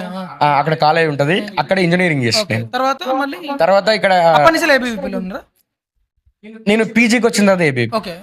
అక్కడ నేను ఎలక్ట్రానిక్స్ లో అంటే ఈసీలో బీటెక్ చేసాను. ఓకే. బీటెక్ లో నాది ఈసీ బ్రాంచ్. తర్వాత ఇక్కడికి వచ్చిన తర్వాత ఎంసీఏ చేసిన. ఓకే. ఎంసీఏ తర్వాత జర్నలిజం అయిపోయింది. మళ్ళీ డైవర్షన్ తీసుకున్నారు. జర్నలిజం అయిపోయింది. Okay. జర్నలిజం అయిపోయిన తర్వాత ఇప్పుడు పిహెచ్డి పీజీలో ఉన్నప్పుడు యాక్టివ్ ఏబీవీపీ మెంబర్ ఉన్నారా? నేను పీజీలో ఉన్నప్పుడు క్యాంపస్ ప్రెసిడెంట్ క్యాంపస్ ప్రెసిడెంట్. తర్వాత నేను స్టేట్ హాస్టల్స్ కన్వర్ చేసిన, ఓకే. స్టూడెంట్ ఫర్ డెవలప్మెంట్ అని చెప్పేసి మా ఒక ప్లాట్ఫామ్ ఉంటుంది, Okay. దానికి స్టేట్ కన్వర్ చేసిన. తర్వాత స్టేట్ జాయింట్ సెక్రటరీ చేసిన. తర్వాత నేషనల్ ఎగ్జిక్యూటివ్ కౌన్సిల్ మెంబర్ చేసిన. Okay. ఇప్పుడు సెకండ్ టైం నేను state secretary. Second time state secretary. First time already అయిపోయిందా? ఫస్ట్ టైం సిద్దిపేటలో జరిగినటువంటి స్టేట్ కాన్ఫరెన్స్ లో అక్కడ నేను అంటే స్టేట్ ప్రెసిడెంట్. ప్రకటింపబడ్డా. స్టేట్ సెక్రటరీ ఎన్ని సంవత్సరాలు ప్రకటింపబడ్డా. అవుతుందని స్టేట్ ప్రెసిడెంట్ గా ఉండబట్టి మీరు? State state secretary secretary. Sorry. Second time ఇది. Second time. ఎవ్రీ ఇయర్ మాకు అంటే Every స్టేట్ 2 years కాన్ఫరెన్స్ కదా? జరుగుతుంది. ఎవ్రీ ఇయర్ స్టేట్ కాన్ఫరెన్స్ జరుగుతుంది. ఎవ్రీ ఇయర్ స్టేట్ కాన్ఫరెన్స్ లో ఈ ఎన్నిక అనేది జరుగుతుంది. ఓకే. ఎన్నిక అనేది జరిగిన తర్వాత బాధ్యతలు అప్పగిస్తారు. మా దాంట్లో ఎట్లుంటదంటే ఏబీపీ లోపల ప్రెసిడెంట్ ఎవరు ఉంటారంటే ఫ్యాకల్టీ ఉంటారు, ఓకే. ఓకే. ప్రొఫెసర్స్ ఉంటారు. కన్సర్వ్ చేసుకుంటారట కదా, అంటే ఇప్పుడు ఏబీవీపీలో పనిచేసిన వాళ్ళని అసిస్టెంట్ ప్రొఫెసర్ గానో ఏదో ఒకటి చేసి యూనివర్సిటీలో పెట్టుకుంటారట కదా, నిజమేనా? మరి అట్లయితే ఎవరు ఖాళీగా ఉండదు కానీ అట్లా కాదు, కొంతవరకు అయితే ఉంటారు కదా. మీరు అన్నదాన్ని చెప్తున్నా. ఎన్ఎస్యూ ఉండదు, బీఆర్ఎస్యూ ఉండదు, పీడిఎస్యూ ఉండదు. అట్లా ఉండకుండా ఏబీవీపీ వాళ్ళు మాత్రం ఖచ్చితంగా యూనివర్సిటీలో కొంచెం కన్సర్వేటివ్ చేసుకుంటారట. ఇప్పుడు ఒక విషయం చెప్తున్నా, అసిస్టెంట్ ప్రొఫెసర్లుగా ఉంటారట. అదే నేను ఏమంటానంటే అసిస్టెంట్ ప్రొఫెసర్లుగా యూనివర్సిటీలో ఉండడం కాదు, మా దానిలో ప్రెసిడెంట్ గా పనిచేసే వాళ్ళు మమ్మల్ని గైడ్ చేయడం కోసం అసిస్టెంట్ ప్రొఫెసర్లు ఎవరైతే ఉంటారో వాళ్ళు ఉంటారు. వాళ్ళ బాధ్యతలు వాళ్ళు నిర్వర్తిస్తూనే మమ్మల్ని గైడ్ చేస్తూ ఉంటారు. మళ్ళీ ఇంకా సెటిల్ వర్కర్స్ ఉంటారు. ఇంతకుముందు మా కార్యకర్తలుగా పనిచేసి ఎవరైతే గృహస్థులు అయిపోయి వాళ్ళు సెటిల్ అయి ఉంటారో వాళ్ళు కూడా మమ్మల్ని గైడ్ చేస్తూ ఉంటారు. తర్వాత ఫుల్ టైమర్స్ ఉంటారు, వాళ్ళ ఇల్లును వదిలిపెట్టేసి వచ్చి పనిచేస్తున్న వాళ్ళు ఉంటారు. 41 మంది తెలంగాణ రాష్ట్రం లోపల ఉన్నారు. దగ్గర 1000 మంది వరకు ఈ దేశం లోపల ఏబీపీలో ఫుల్ టైమర్ వర్క్ చేసేటోళ్ళు ఉన్నారు. ఇంకోటి, ఒకవేళ కనుక మీరు అన్నట్టుగానే అసిస్టెంట్ ప్రొఫెసర్లు ఇట్లా చేస్తే ఎవరు ఖాళీగా ఉండదు. ఇక చాలా మంది పిహెచ్డి బిజినెస్ చూసుకుంటున్నారు, వాళ్ళు చిన్న చిన్న పనులు చేసుకుంటున్నారు, ఏదో ఒక ప్రైవేట్ దానిలో లెక్చరర్లుగా పనిచేస్తున్నారు. సో ఓకే, దాని గురించి పక్కన పెడితే ఇప్పుడు నెక్స్ట్ మీరు నెక్స్ట్ అయితే నా ఆస్పిరేషన్ ఏంటంటే నేను కూడా టీచింగ్ వైపు వెళ్ళాలని చెప్పేసి అనుకుంటున్నాను. తర్వాత టీచింగ్ వైపు వెళ్ళిన తర్వాత నా రీసెర్చ్ ఏరియా ఇది కంప్యూటర్ సైన్స్ కాబట్టి దానిలో వర్క్ చేసిన తర్వాత చూద్దాం ఏం జరుగుతుంది అనేది. ఇక అంటే మనకు అలాగే అన్న చాలా మంది ప్రొఫెసర్ చేసిన తర్వాత పాలిటిక్స్ లోకి వచ్చిన వాళ్ళు కూడా చాలా మంది ఉన్నారు. అంతేందుకు ఐఏఎస్ ఆఫీసర్లు, ఐపీఎస్ ఆఫీసర్లే విఆర్ఎస్ తీసుకుని వచ్చిన్నారు. పాలిటిక్స్ ఏం చెత్త కాదు కదా, ఎందుకంటే వాళ్ళ చేతుల్లోనే దేశం ఉన్నది, రాష్ట్రం ఉన్నది, శాసనాలు చేసేది వాళ్ళే. ఎంత చదువుకుని వాళ్ళ దగ్గర పోయి చేతులు కట్టుకోవాల్సిన పరిస్థితి వస్తుంది. ఇండియా ఖచ్చితంగా పాలిటిక్స్ లో ఉండాలన్న, ఉండకపోతేనే దేశానికి నష్టం. All the best. Thank you. Hoping you to reach that position. Thank you.